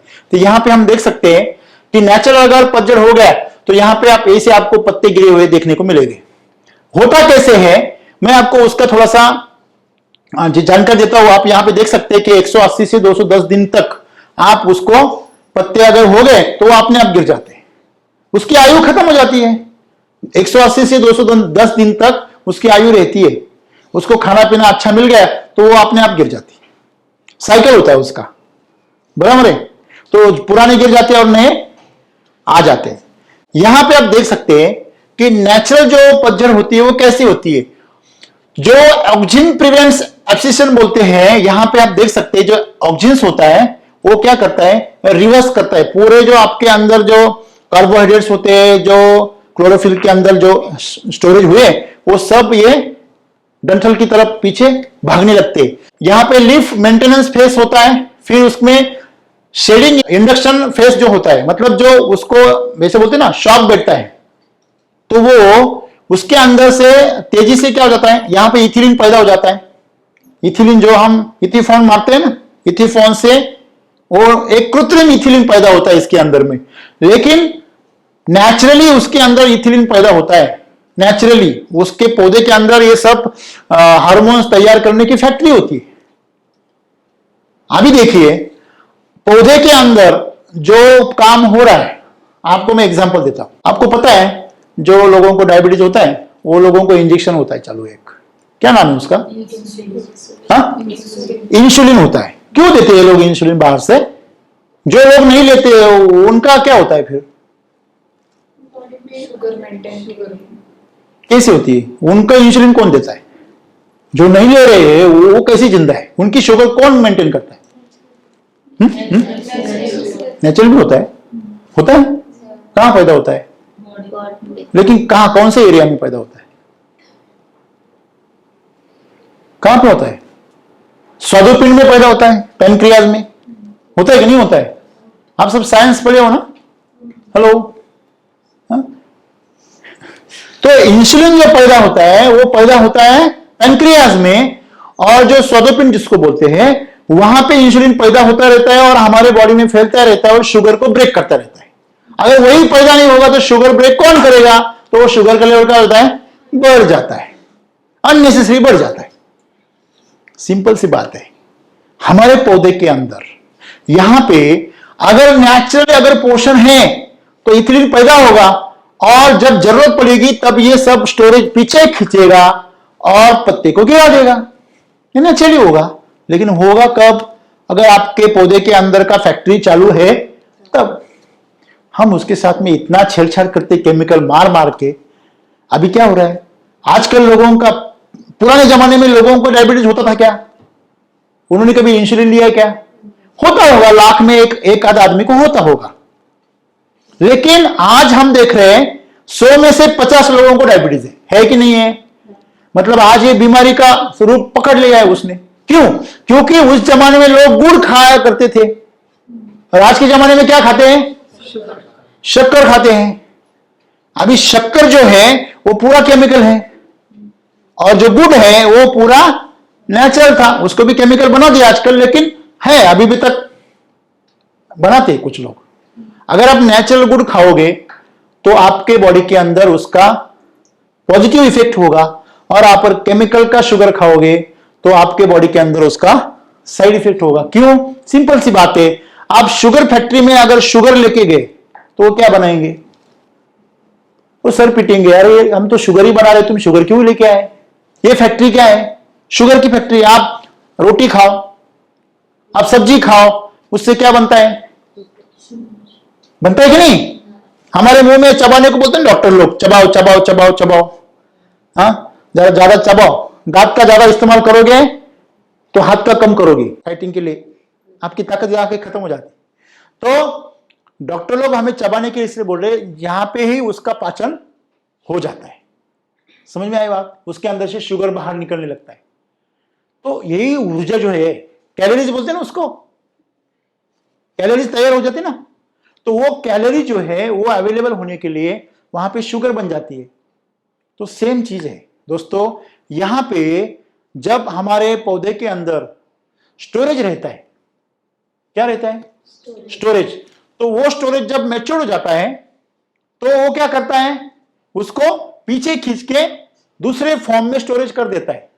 जैसे हमारा बॉडी ग्लूकोज के फॉर्म में क्या करता है? उसको स्टोरेज कर देता है। वैसे अगर आपने शक्कर खा ली तो वो कंफ्यूज हो जाती है बॉडी, क्योंकि इससे उसका कोई मतलब इसके लिए वो बनी ही नहीं ना। आप शुगर फैक्ट्री के मशीन में अगर शुगर डाल दो एक बोरी, तो मशीन चलेगा या बंद पड़ जाएगा? सेम ये मशीन वैसे ही करता है ना। ये मशीन को भी वो शुगर की आदत, वो बनाता है उसको, वो कैसे खाएगा उसको? बराबर है। तो इस तरह ये सिस्टम क्या हो जाता है? खराब हो जाता है। इसी तरह केमिकल डाल डाल के हमारे पौधों का सिस्टम क्या कर दिया है? कोलैप्स कर दिया। फिर हमें आर्टिफिशियली सब करना पड़ता है। तो इसी आदत से यहां पे आप देख सकते हैं कि शेडिंग फेस में ये जो पत्ता है येलो हो जाता है पूरा, उसके अंदर का जो क्लोरोफिल के अंदर कंटेंट था पूरा, वो सब सैप कहां चला जाता है? ये डंठल के अंदर। डंठल से वो ये यहां पे जाके यहां पे जो आंख बन जाती है, तो यहां पे वो डाइजेस्टेड हो जाता है पूरा। जो भी सैप पीछे गया उससे वो क्या होता है? ताकत बनती है। आप यहां पे देख सकते हैं कि यहां पे पूरा हरा है, वहां पे स्टोरेज पत्ते में है, यहां का स्टोरेज पीछे चला गया है, और यहां का पूरा इसके अंदर आ गया। इसके अंदर आने से वो आपकी जो उसके बोलते हैं ना स्टोरेज बढ़ गया। लेकिन पहले इसमें चाहिए ये तो ये पहले से पीला है, तो इसमें क्या भेजेगा? कुछ भी नहीं। बोलाचा भात बोलाची कड़ी, मतलब कहने के लिए चावल है, कहने के लिए कड़ी है, लेकिन है कुछ नहीं है। तो ऐसे पौधे में आप अगर पतझड़ करवाओगे तो नेचुरली होगी क्या? नहीं होगी। बराबर है। कृत्रिम पतझड़ में हम मैकेनिकल स्ट्रेस देते हैं। कौन सा? मैकेनिकल स्ट्रेस बोले तो बाहर से इथिलीन का स्प्रे करते हैं, इथेफॉन का, या बाहर से हम पोटेश की लेवल बढ़ाते हैं, शॉक देते हैं पौधे को। कुछ लोग हैं वो प्रोफेनोफॉस तक स्प्रे करवा देते हैं। क्यों? आपको पता है जब किसी को जो पागल की झटके आ जाते हैं ना, तो उसको क्या करते हैं? लाइट के शॉक देते हैं। मालूम है ना आपको? ऐसे पौधों को शॉक दिया जाता है। जो प्रोहिबिटेड है, प्रतिबंधित जो दवाएं हैं जैसे कि प्रोफेनोफॉस, उसके ऊपर लिखा होता है it is not recommended for pomegranate and grapes, फिर भी लोग उसमें क्या करते हैं? छिड़काव करते हैं, इस्तेमाल करते हैं। किस लिए? पौधे का स्टोरेज रिवर्स करने के लिए। ये गलत चीज है। चीज कैसी है? इसका नुकसान किसान भुगतते हैं, लेकिन फिर भी कुछ हद तक करना ठीक है, लेकिन आप उसको उस हद को क्रॉस कभी मत कीजिए।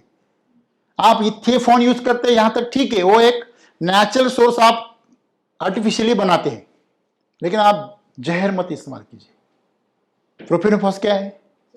जहर है। आप इसको इस्तेमाल कभी मत कीजिए पतझड़ के लिए। ये लोगों ने आदत बना ली है, तो आप अगर ऐसी गलत आदतें लगाओगे तो आपको परेशानियों का सामना करना ही पड़ सकता है, और करना ही है। ये मैं पिछले 5 सालों से बोलते बोलते थक गया हूं, फिर भी आप नहीं सुधर रहे, तो आपको नेचर सुधराएगा? सुधरना तो पड़ेगा ही, नहीं तो उखाड़ दीजिए बगीचा, वो तो आप करेंगे ही। बराबर है। तो यहां पे सेम मैकेनिकल जो है, हेल्दी ग्रीन प्लांट के ऊपर हम छिड़काव करते हैं इथिलीन का, इथीफॉन का, तो ये मैकेनिकली यहां पे जो इथिलीन है, जीए है, जो फाइटो हार्मोन्स है, वो फाइटो हार्मोन्स यहां पे डेवलप हो जाते हैं, और वो पत्ते के अंदर की पूरे सैप को क्या करते हैं? पीछे जबरदस्ती ढकेल देते हैं, और एब्सिसियल प्लांट में जो लीफ है वो शॉक की वजह से क्या हो जाते हैं? कुछ ही दिनों में गिर जाते हैं। प्रोसेस सेम होता है, लेकिन ये जबरदस्ती होता है और वो नेचुरली होता है। तो वहां पे नेचुरल फ्रूट आएंगे, यहां पे जबरदस्ती आएंगे। इसमें क्या है? फर्क है। यहां पे हम देख सकते हैं कि कृत्रिम पतझड़ का मैं एग्जांपल आपको दिखाता हूं। जब आप प्रोफेनोफॉस अगर स्प्रे करोगे तो आपके कभी कभी हरे पत्ते नीचे गिर जाएंगे। बहुत सारे किसानों के जबरदस्ती जब वो ज्यादा डोज दे देते हैं तो हरे पत्ते ही गिर जाते हैं। अभी मुझे बताइए, आपके अगर हरे पत्ते गिर गए तो किसान का फायदा हुआ कि नुकसान हुआ? कैसे? वो पत्ते बनाने के लिए जो आपने उसको पोषण दिया, बेसल डोज दिया, स्प्रे करवाए, वो सब क्या हो जाएंगे? उसके साथ में आपने चोर को चोरी किए हुए सामान के साथ छोड़ दिया, तो आप कैसे आदमी हैं? हेलो, कैसे हैं? आपको क्या कहना चाहिए? मूर्ख है। बराबर है ना? स्टूपिड कहना चाहिए ना? आपका खुद का नुकसान कर रहे हैं आप। चोर को छोड़ो, मैं कहां बोल रहा हूं कि उसको पकड़ो, लेकिन उसके साथ वो सामान चुराया वो तो ले लो। बराबर है। तो ये जो हमारे सब पत्ते गिर गए, नुकसान हो जाता है। इसलिए आपको जबरदस्ती कुछ करना नहीं है।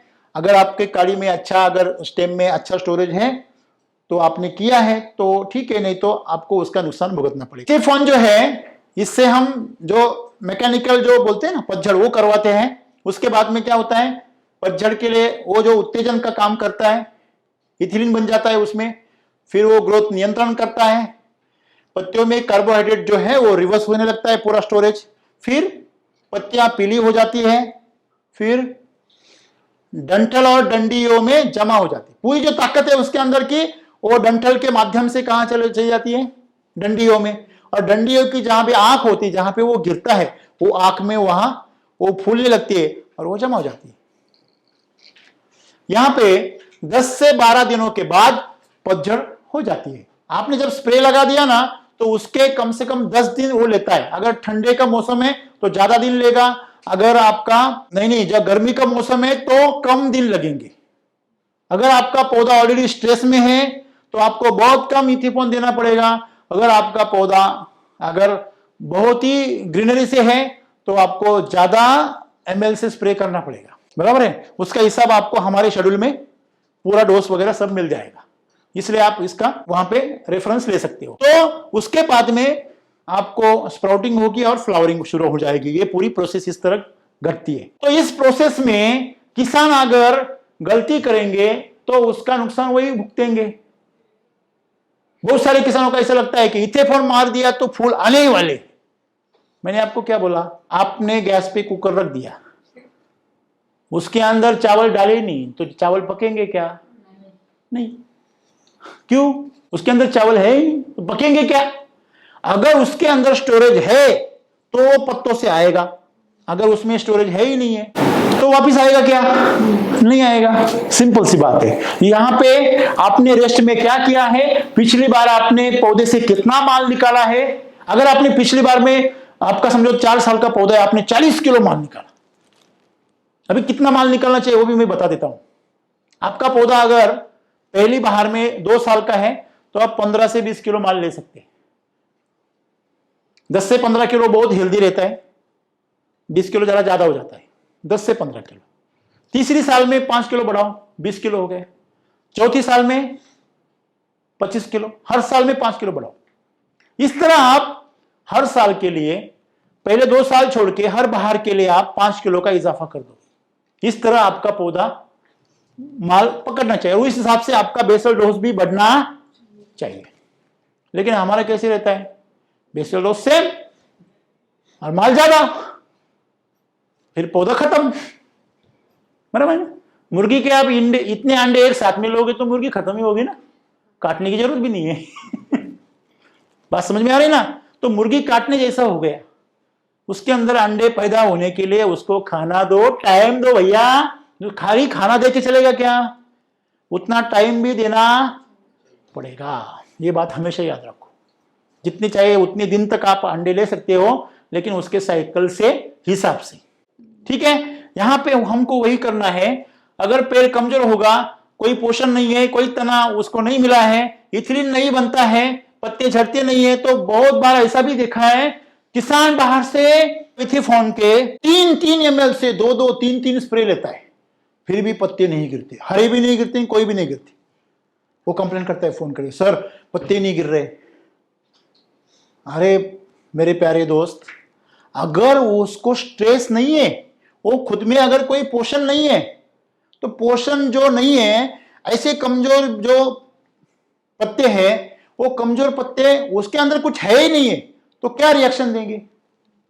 जो पेशेंट है उसके अंदर में जो नाड़ियां है, उसके अंदर में अगर ब्लड प्रेशर ही लो हो गया है तो आप कुछ भी दवा डालो, क्या वो काम करेगी?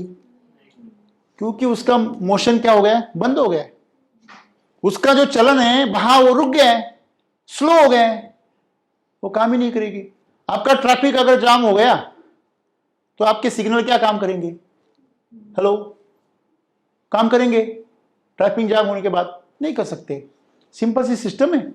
यहां पे हमें, यहां पे पौधे के अंदर पोषण होना, यह स्ट्रेस के लिए बहुत जरूरी है, बराबर है। फिर आप यहां पे देख सकते हैं कि बाद में पत्ते झड़ते नहीं है, सेटिंग नहीं होता है, पौधे का परिपक्व होना, मैच्योर्ड होना बहुत जरूरी है। अगर आपका पौधा मैच्योर्ड हो जाता है तो आपको जल्दी से वहां पे स्ट्रेस मिलेगा और आपका आराम से बगीचा सेट हो जाएगा, ठीक है। तो यहां पे सीक्रेट क्या है? रेस्ट में सही तरीके से पोषण और उसके बाद में स्ट्रेस, मतलब शॉक। मैं इसको एग्जांपल देता हूं हमेशा। दूध होता है ना, दूध से वो जो उसके ऊपर क्या आती है, मलाई आती है ना। तो मलाई कब आती है उसको?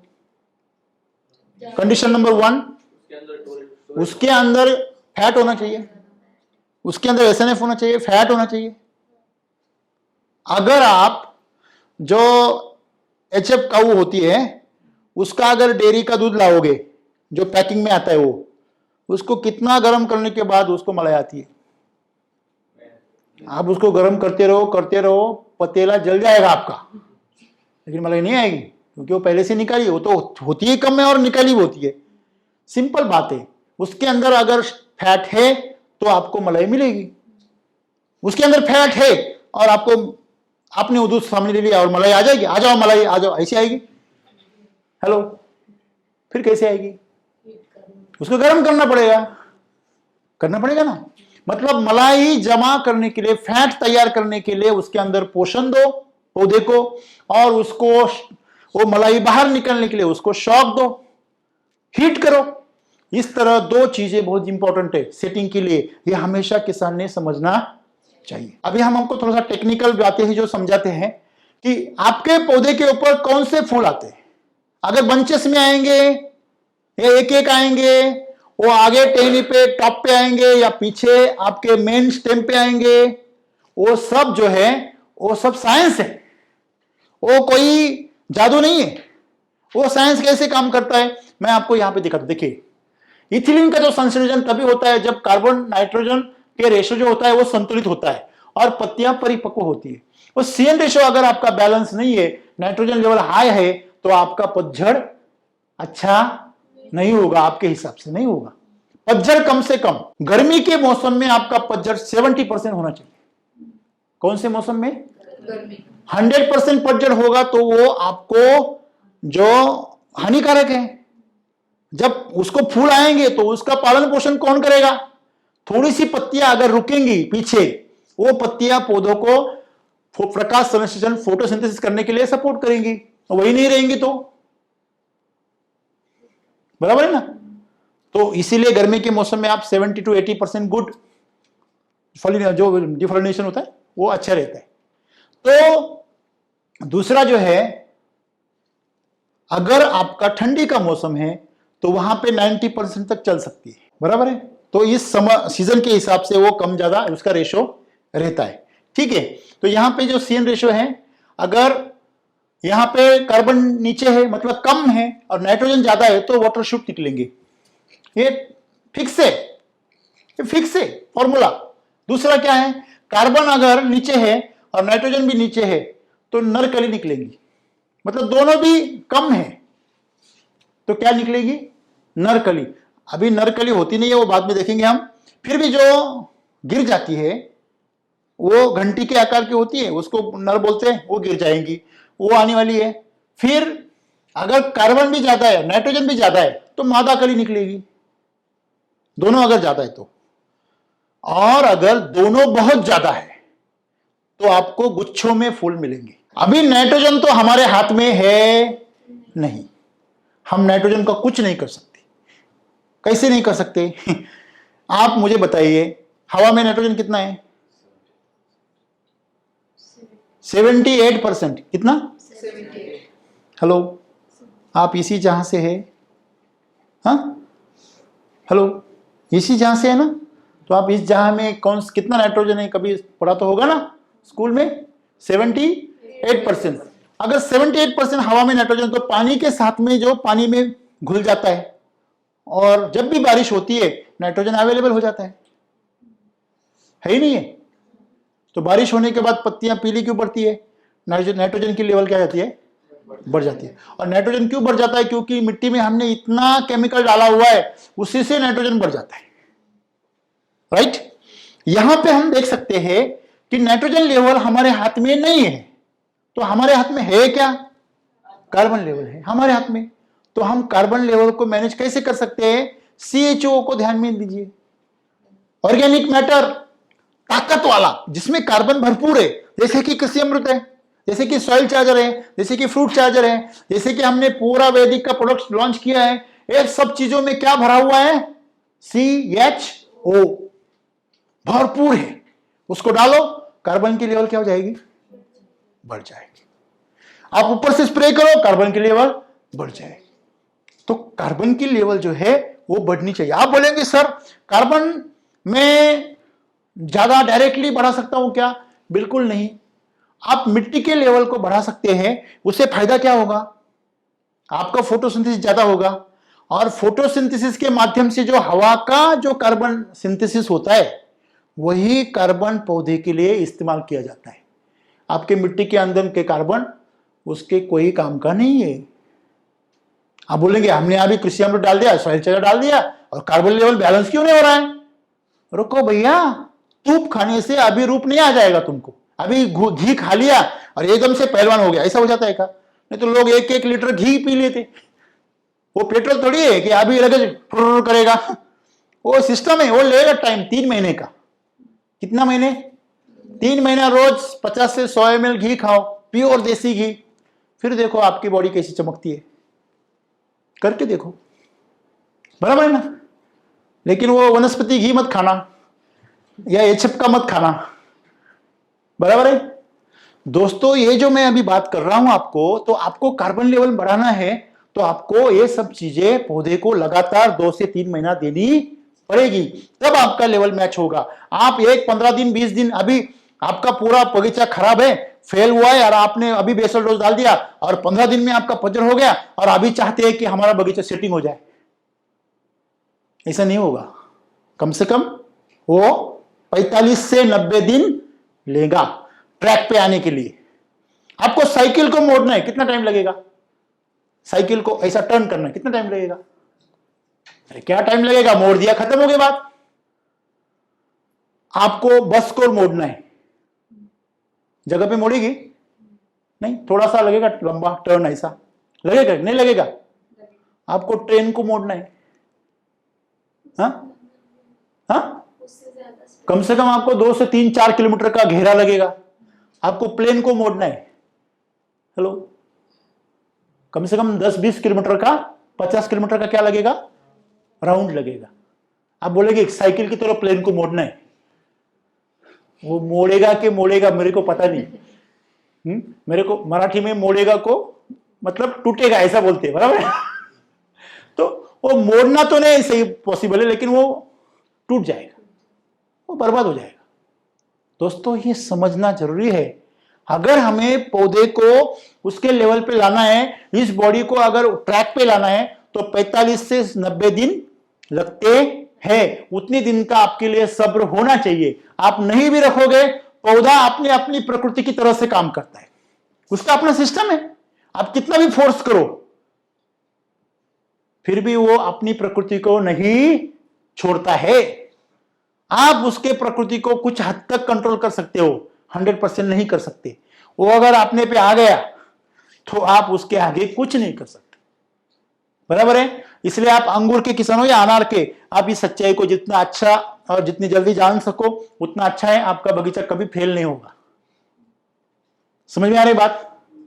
और एकदम से बाजार में गए और नाइट्रोबेंजीन लेके आए और ठुर्र कर दिए, स्प्रे कर दिए और फूल आ गए और नाचने लगे, वो आपका नाच 1-2 साल से आगे चलने वाला नहीं है।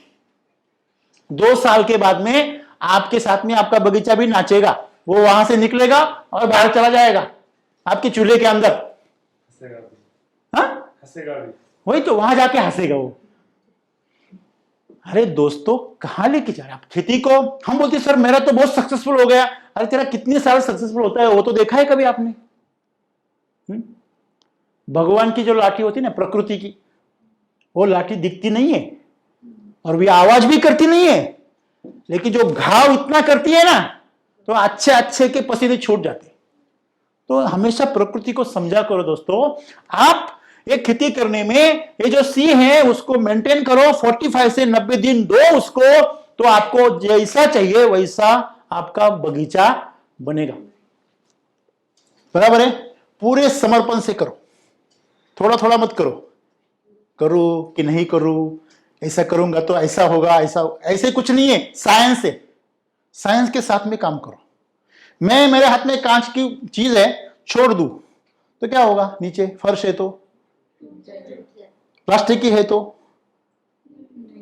हाँ नहीं टूटेगी, बराबर है ना। मेरी जगह पे कोई और भी छोड़ देगा, कितना भी बड़ा आदमी छोड़ेगा तो भी क्या होगी? टूटेगी। बड़ा छोटे का क्या सवाल है, रूल है ये नेचर का, बराबर है। मैं 30 साल पुराना एक्सपीरियंस किसान हूं, क्या फर्क पड़ता है? तुम गलती करोगे पौधा आपको रिएक्ट होगा कि नहीं होगा? सिंपल सी बात है। इस तरह यहां पे हमें आपका अगर मादा कली चाहिए तो आपको कार्बन लेवल को क्या करना है? बढ़ाना है। कार्बन लेवल को बढ़ा, अपने आप आपका गुच्छों में फैला जाएगा, ठीक है। यहां पे हम देखते हैं नाइट्रोजन जो है वो अगर बढ़ेगा तो यहां पे हमने आपको शाखा वृद्धि बताया, मतलब ये शाखा जो है हरी हरी दिख रही है ना, ये आपकी कार्बोहाइड्रेट्स है और ये कन्वर्ट हो गए हैं। जो बीच वाला जो हिस्सा है ना वो बढ़ना चाहिए, वो स्टोरेज है आपका, उसके बाजू में लेयर्स बनते हैं। तो जो गहरा गहरा जो आपको यहाँ पे बीच बीच में थोड़ा सा लाल दिख रहा है ना ग्रे कलर का, वो हिस्सा बढ़ना चाहिए, वो हिस्सा कम रहेगा और ये जो जो नाइट्रोजन का लेवल ज्यादा रहेगा तो आपकी वेजिटेटिव ग्रोथ होगी, शूट निकलेंगे खाली, निकलते निकलते थक जाओगे आप। तो ये ऐसा क्यों होता है, CN रेशियो में नाइट्रोजन ज्यादा हो गया। यहां पे मैंने आपको जो डंडिया दिखाई है वो अंगूर की है, बराबर है, क्योंकि इसमें सांप दिखाई देता है, इसलिए मैंने आपको एग्जाम्पल के लिए बताया। जो मैं अभी जो सेटिंग का जो बता रहा हूं वो अंगूर के लिए, अनार के लिए, सबके लिए लागू होता है, सब हॉर्टिकल्चर के लिए। कार्बन लेवल अगर बढ़ गया तो यहां पे आप देख सकते हो इस डंडी के अंदर जो ग्रे कलर का जो मटेरियल है, जो एरिया है वो क्या हो गया, बड़ा है, और जो हरे कलर का जो एरिया है वो क्या है, कम है। मतलब यहां पे कार्बन लेवल ज्यादा है, नाइट्रोजन लेवल कंट्रोल में है। इस तरह हम अगर उत्पादक वृद्धि करेंगे, प्रोडक्टिव ग्रोथ करेंगे, तो हमारे बगीचे में फूल जो है वो ज्यादा अच्छे आएंगे, फल बनाने वाले, ठीक है। तो इस तरह हमारा पैसा अच्छा बनेगा। यहां पे हम देख सकते हैं फूलों का जो स्ट्रोक है, ये मेरे बगीचे के फोटो है 4 साल पहले के। मैं खुद वहां पे पूरे स्प्रे करता था, सब खाद डालता था, मेरे हाथ से सब करता था। तो ये स्ट्रोक जो आप देख सकते हो, आपको स्ट्रोक को देखने के पहले पत्तियां देखनी चाहिए, जो आप नहीं देख रहे हो। पत्तियां देखो, पत्तियों में आप कितना देखिए कार्बोहाइड्रेट कितना बन रहा है, उसी हिसाब से जितना पत्तियां लंबी लंबी है ना, उसी हिसाब से फूल का क्या है, स्ट्रोक है, बराबर है। जितना बड़ी पत्ती उतना बड़ा फल। पत्ती आपका फैक्ट्री है और फल आपका गोडाउन है। गोडाउन को बड़ा करना है तो फैक्ट्री को बड़ा करो भैया, गोडाउन के पीछे मत भागो, वॉचमैन बन जाओगे। आपको फैक्ट्री का मालिक बनना है तो पत्ती के पीछे भागो, उसको तंदुरुस्त बनाओ, बराबर है। इस तरह हम देख सकते हैं इसकी जो चमक है, जो हेल्थ है, ये आपको क्या कर देती है, आकर्षित कर देती है। यहां पे 3 तरह के फूल होते हैं। जब आप फूल देखते हैं ना अनार के, तो उसमें ये जो घंटी की तरह होता है ना, पूरा स्ट्रेट दोनों तरफ ट्रायंगल शेप में, वो मेल होता है, मतलब मेल कहा जाता है। एक्चुअली अनार का फूल जो है वो बायसेक्सुअल है, वो मेल और फीमेल होता नहीं है। अगर उसके अंदर नाइट्रोजन लेवल बढ़ गए तो मैंने ऑलरेडी आपको बोला है कि मैं आगे जाके आपको दिखाऊंगा। यहां पे जो तीसरी तरह होता है वो इंटरमीडिएट होता है, वो मादी बनते बनते मतलब बायसेक्सुअल बनते बनते रुक जाता है, पोषण ना मिलने की वजह से। यहां पे आप देख लीजिए, बीच में यहां पे फीमेल है श्री केशर, और साइड में क्या है, पू केशर है, मतलब नर में भी श्री केशर है। तो इसको हम मेल फूल कैसे कह सकते हैं? साइंस के माध्यम से बोलेंगे तो इसको हम मेल फ्लावर नहीं कह सकते, क्योंकि इसके अंदर क्या है, श्री केशर है ना। तो यहां पे हमारी जो आदत पड़ गई है, क्योंकि हमें सब ऐसे कहते हैं इसलिए अभी उसका नाम ऐसे चलन में पड़ गया। तो यहां पे हम इसको देख सकते हैं, जहां पे उसका जो गर्भाधान है वो डेवलप हो गया और फीमेल भी बहुत अच्छी तरह डेवलप हो गया, इसलिए यहां पे दोनों भी है वो डेवलप है अच्छा। कौन, मेल और फीमेल, और दोनों आप यहां पे देख सकते हैं कि दोनों का डेवलपमेंट अच्छा हुआ है, इसलिए इसको बायसेक्सुअल बोलते हैं। मादा फूल अनार में होता ही नहीं है, बायसेक्सुअल फ्लावर होता है, बराबर है, द्विलिंगी जिसको बोलते हैं। और ये इंटरमीडिएट जो होता है वो ना मेल रहता है ना बायसेक्सुअल रहता है, वो बायसेक्सुअल मतलब डेवलप होते होते रह जाता है, पोषण ना मिलने की वजह से। इसको अगर फल भी लग गए तो ऐसे टेढ़े फल लगते हैं जो बाद में जाकर गिरते ही है, वो कभी पकते नहीं है। कभी कभी यही फूल गिरने की वजह से किसान लोग स्प्रे मारते हैं, क्यों सर फूल गिर रहे, अरे बाबा ये गिर रहे तो गिरने दो ना, ये गिरने ही चाहिए, वो गिरने के लिए ही पैदा होते हैं। अगर आपके पौधे के ऊपर सिर्फ ये फूल है तभी भी आपका सेटिंग हो सकता है, आपको दूसरे फूलों की जरूरत नहीं है, क्योंकि ये बायसेक्सुअल फ्लावर है। इस तरह किसान को यह समझना बहुत जरूरी है, अगर हम कम पोषण देते तो ये फूल पैदा होंगे, हम ऐसा आधा आधा पोषण देते तो इस तरह का फूल पैदा होगा, और हम पूरा पोषण देते हैं, कार्बन की मात्रा को डेवलप करते हैं, स्ट्रेस देते हैं, तो इस तरह की बहुत अच्छी अच्छी फूल पैदा होंगे। यहां पे हम देख सकते हैं कि अगर आपका CN रेशियो अगर अच्छी तरह से बैलेंस हो गया तो इस तरह गुच्छे में फल बनते हैं। ये अपने किसान के, महाराष्ट्र में आपको एक ढूंढो तो 1000 मिल जाएंगे, आप कितने भी हमारे वीडियो देखो, 1,500 वीडियो हैं यूट्यूब पे, और कम से कम हम 5,000 वीडियो हम बना नहीं पाए। किसने बना सकते, बराबर है ना। तो वो जो हजारों किसान हैं, वो सबके बगीचे में आपको फल कैसे मिलेंगे, ऐसे ही मिलेंगे।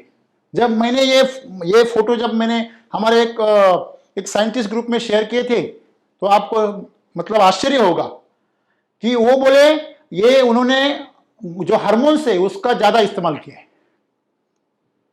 उनका बात सही है, लेकिन हमने वो आर्टिफिशियल हार्मोन्स का इस्तेमाल नहीं किया है। हमने नीचे फैक्ट्री बनाई है, जड़ों में और पौधे के तने में हमने क्या बनाई है, हार्मोन्स की फैक्ट्री, जो खुद जिए और साइटोकाइनेस क्या करता है, पैदा करता है, और इसको क्या करता है, नरिश करता है।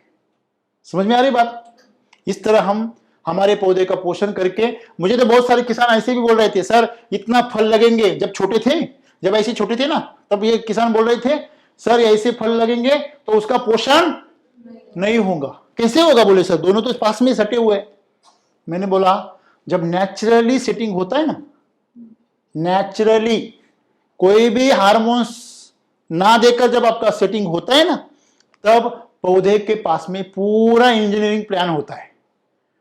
उसको मालूम होता है मेरे पास में स्टोरेज कितना है, वो उतना ही सेटिंग और वैसा ही सेटिंग करवाता है। आप इसकी आप उसको डंडी को देखो, जितना ज्यादा फल उतनी ज्यादा मोटी हो जाती है। लेकिन केमिकली अगर आपने ग्रोथ हार्मोन्स डाले हैं कृत्रिम, तो उसका जो सेटिंग होता है उसमें ये डंडी बड़ी नहीं होती, इसीलिए वो फल क्या हो जाते हैं, छोटे रह जाते हैं। कॉमन सेंस समझ में आ गया। तो फल का पोषण जो है ये सब पूरा आपके पौधे के प्रोडक्शन हाउस के ऊपर डिपेंड है, आपके पत्ते में कितना प्रोडक्शन तैयार होता है। समझ में आ गई बात। यहां पे पत्ते आपको अच्छे मिल रहे हैं तो पौधे का फल अच्छा रहेगा, आपका तने में स्टोरेज है तो अपना जो डंड मतलब जो भी स्टेम है वो चमकेगा। कैसे होगा, चमकेगा। आपका अगर ये डंडी है, ये डंडी अगर आपका हरा है तो मैच्योर नहीं है, अगर वो थोड़ा सा ग्रे कलर का है तो ठीक है, लेकिन वो काला हो गया ना इस तरह ऐसा, तो समझ लीजिए उसके अंदर भरपूर क्या है, स्टोरेज है। पॉलिनेशन कैसे होता है, यहां पे हम जो प्रकृति है वो प्रक्रिया कैसे करवाती है, उसमें स्वयं परागकण, स्वयं फलन और एक पाद फलन जो बोलते हैं, कि जैसे कि समझो यहां पे थोड़ा सिस्टम उसका समझते हैं।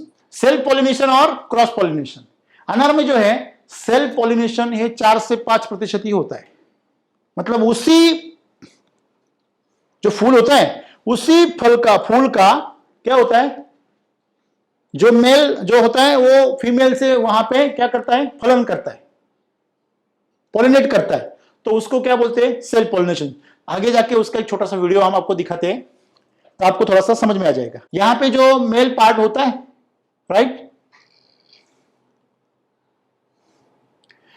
तो उसको हम यहां पे देख सकते हैं कि पॉलिनेशन के काम यहां पे जो परागकण होते हैं उसके ऊपर, वो परागकण यहां से उड़ के इस फीमेल के ऊपर चले जाते हैं।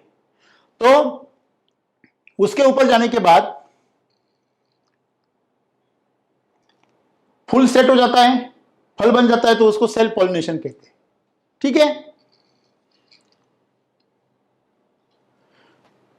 अभी हम जो परागकण यहां पे जो दिखा रही है, परागकण जब फीमेल के पॉलिनेट जब डालते हैं तो उसके ऊपर पॉलिनेशन बनता है यहां पे जाके, ठीक है।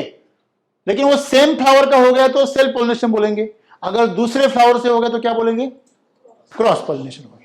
इस तरह ये काम करता है, ठीक है। तो जब हम बगीचे में फूलों की अवस्था पर एक रसायन का छिड़काव करते हैं तो बगीचे में सभी मक्खियां चली जाती है, जिससे परागकण यहां पे एक दूसरे के ऊपर नहीं जाते। अभी एक मैं आपको सिंपल सी बात बता देता हूं। क्या होता है, किसान क्या करते हैं, पॉलिनेशन के लिए यहां पे जो मधुमक्खियां होती है उनका रोल बहुत इंपॉर्टेंट रहता है। मधुमक्खियां ही क्यों इंपॉर्टेंट है, क्योंकि जो अनार के जो परागकण होते हैं वो जरा हेवी रहते, वजनदार होते। कैसे होते हैं, वजनदार। अगर उसको अगर एक फूल से दूसरे फूल तक लेके जाना है तो थोड़ा सा जो कीट है, पतंग है, वो थोड़ा सा स्ट्रांग होना चाहिए, हेल्दी होना चाहिए। और मधुमक्खियां ही वो कीट है जो एक फूल से दूसरे फूल तक उसके परागकण लेके जा सकते हैं। और उसकी जो पैर होते हैं ना मधुमक्खी के, उसके पैर को आप देखोगे अगर मधुमक्खी को, तो आप उसका फोटो आप इसको ध्यान से देखिए, उसके पैरों में छोटी छोटी गादियां होती है और उस गादियों से ये परागकण क्या होते हैं, चिपक जाते हैं, ये एक जगह से दूसरी जगह पे ट्रैवल करते हैं। मधुमक्खियां नहीं रहेंगी तो वो परागकण आसानी से हवा से माध्यम से एक दूसरे के अंदर जाने के चांसेस बहुत कम रहते हैं। इसलिए मधुमक्खियों का रोल पॉलिनेशन में बहुत इंपॉर्टेंट है अनार में। तो मधुमक्खियों को भगाना चाहिए, बुलाना चाहिए? लोग क्या करते हैं, थ्रिप्स के लिए और या दूसरी पेस्ट, सकिंग पेस्ट के लिए केमिकल स्प्रे करते हैं, और केमिकल स्प्रे करने से, जहर स्प्रे करने से मधुमक्खियां भाग जाती है, वापिस आती नहीं है। फिर ऐसी जब अगर परिस्थिति आ गई तो हमने एक स्प्रे वहां पे रेकमेंड किया किसानों को, आप 5 ग्राम गुड़ ले लो, छाछ ले लो आप 5 मिली, फ्रूट चार्जर 10 मिली डाल दो, और इलायची या दालचीनी की जो पाउडर होती है वो आप 0.25 या 0.3 ग्राम इसमें डाल दो और इसका स्प्रे ले लो। आप अपना जो पेस्ट फाइटर है ना, उसका भी छिड़काव सुबह कर सकते हैं। सेटिंग चार्जर जितना जो है अपना वैदिक का, आप उसके अंदर अगर इस स्थिति में चले जाओ तो फ्लावर चार्जर, गुड और फ्रूट चार्जर का स्प्रे ले लो, एक बार पेस्ट फाइटर का ले लो, फिर बाद में इसका ले लो। और अगर वैदिक में चले गए तो आप हेल्थ चार्जर, सेटिंग चार्जर, इसका स्प्रे ले लो फ्रूट चार्जर के साथ में, तो आपको मधुमक्खियां बहुत ज्यादा मात्रा में आ जाएंगी। ऑर्गेनिक से आगे वैदिक का जो हमारे पास में, एक तो ऑर्गेनिक का पेस्ट फाइटर है और दूसरा वैदिक का पेस्ट क्लीनर है, तो इस दोनों के साथ में रहेंगे तो हमें कोई केमिकल की जरूरत नहीं पड़ेगी। तो आप केमिकल से दूर रहोगे तो आपका ये मधुमक्खियों का प्रॉब्लम क्या हो जाएगा, सॉल्व हो जाएगा। अगर मधुमक्खियां नहीं है तो फिर भी आपको सेटिंग में प्रॉब्लम आ सकती है और ये बहुत गंभीर स्थिति है। लोग क्या करते हैं, बाहर से मधुमक्खियों की छत्ती लेके आते हैं, पेटियां लगा देते हैं, और अपने बगीचे में पेटियां लगाते हैं और सेटिंग दूसरे का हो जाता है। हेलो, मधुमक्खियां कहां भाग जाती है, दूसरे के बगीचे में। क्यों? ये तो एक तो केमिकल की वजह से, और दूसरा क्या कारण होता है, समझो आपके घर में किचन है लेकिन उसमें खाना ही नहीं है, तो आप क्या करोगे, होटल में चले जाओगे। हेलो, आपके पास घर है, किचन है, सब है, लेकिन खाना ही नहीं है, तो आप क्या करोगे, होटल में चले जाओगे, रेस्टोरेंट में चले जाओगे, ढाबे पे चले जाओगे। यस और नो? यस। तो सेम है मधुमक्खियों का, अगर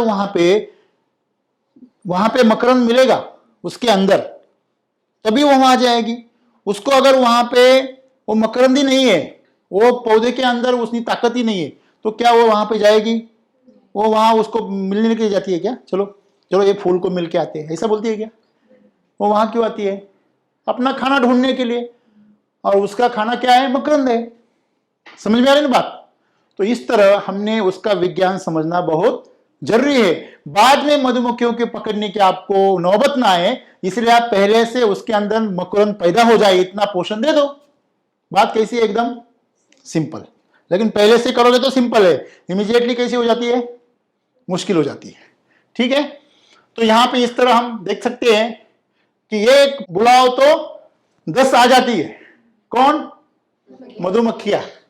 यहां पे मैं मेरे बगीचे की फोटो आपको शेयर कर रहा हूं, आप पीछे जाओगे तो हमारा बगीचा देख सकते हो आप, यूट्यूब पे बहुत सारे वीडियो इसके हैं।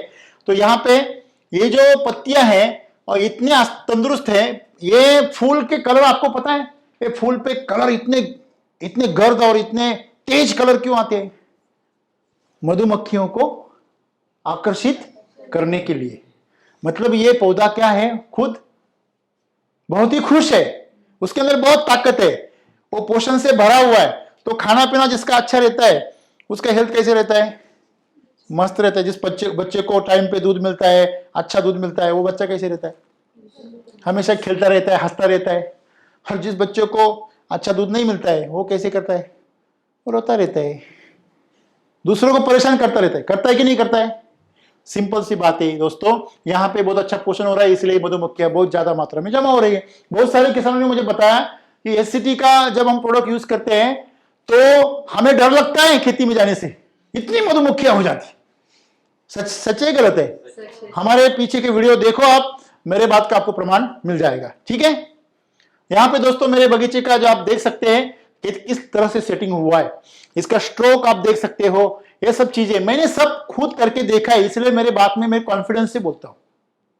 मैं इधर उधर की बातें इकट्ठा करके किताबों से लेके नहीं बता रहा, ये मेरा खुद का एक्सपीरियंस है, इसलिए मैं आपके साथ में शेयर कर रहा हूं। हाँ, जो साइंटिस्ट है जिन्होंने रिसर्च किया हुआ है इसके बारे में, उन सभी के रिसर्च पेपर को मैंने जरूर पढ़ा है और मेरे खेत में मैंने उसको अप्लाई करके उसको जाना है, इसलिए मैं बोल रहा हूं। तो इसमें पीछे मेरा एक ही मकसद है कि आपको क्या मिले, जानकारी मिले, और किसान जो है वो अज्ञान के अंधकार से बाहर निकले और उसका क्या हो जाए, जैसे मन चाहा उसको जब सेटिंग चाहिए तब मिल जाए। बराबर है।